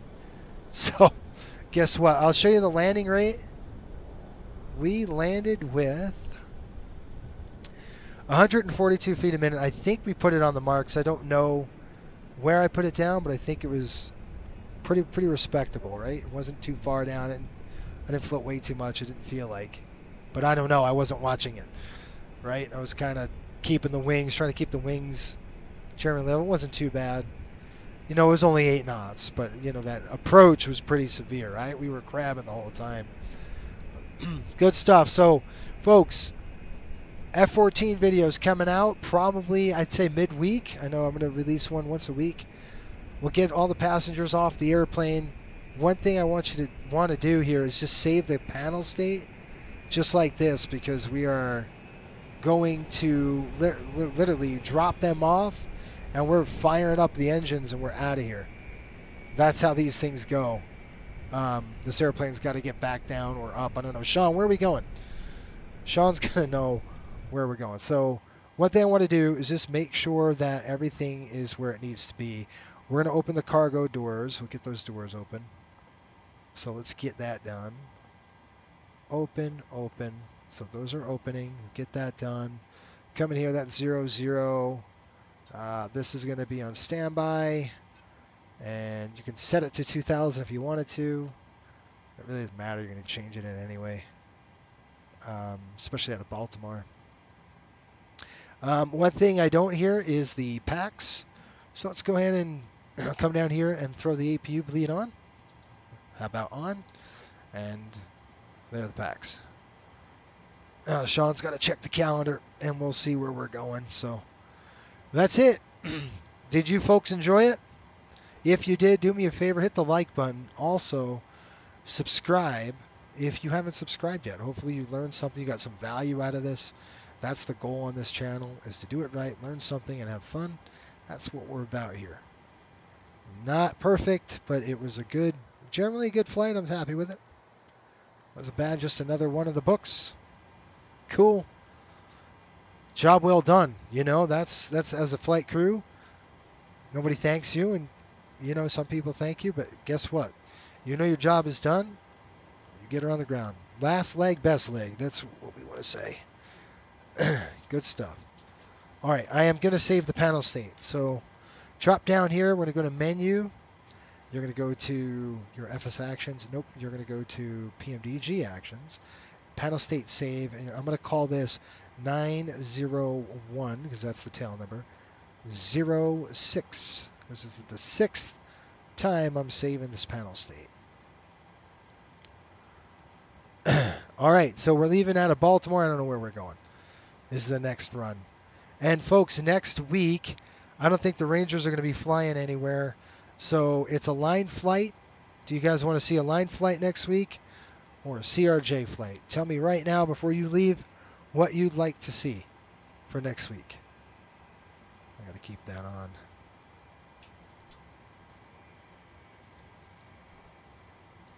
Anybody? Any takers? It depends, you know, I don't know, but let's see if we can get some pictures. We got to get a picture of this just because for the photo op, right? Let's see if we can get a better, I don't know.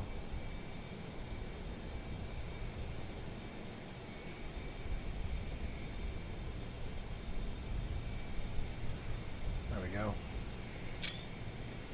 On another run. All right, folks, leave in the comment section below on what you want to see for next week. You want to do a coastal line flight, another airline per se? I don't know. I'm not an A300 flight. No, man. That was I hit the FMC, a button on the FMC, and it put me in a landing mode, and I'm like, what is this? That's weird. That was really weird to do. So it's up to you. It's either we could do a CRJ, we could do a 737, an MD-80, a line flight. Sean says, yeah, the A300 just got a significant update. Yeah, it just got a Pratt Whitney, I know. It's pretty good. I'm not an A300 guy. I'm not an Airbus guy. It's very foreign to me. Different how to fly it. It's really weird. Anyway. Yeah, you wouldn't want to watch me fly an Airbus anyway. I'd be like all over the place, not knowing what I was doing. So probably not. Anyway, all right, folks, have a great week. Thanks for tuning in, and you folks have a safe week as well. Be good to each other. We will see you next week. Keep the blue side up and the brown side down. Ciao. We'll see you.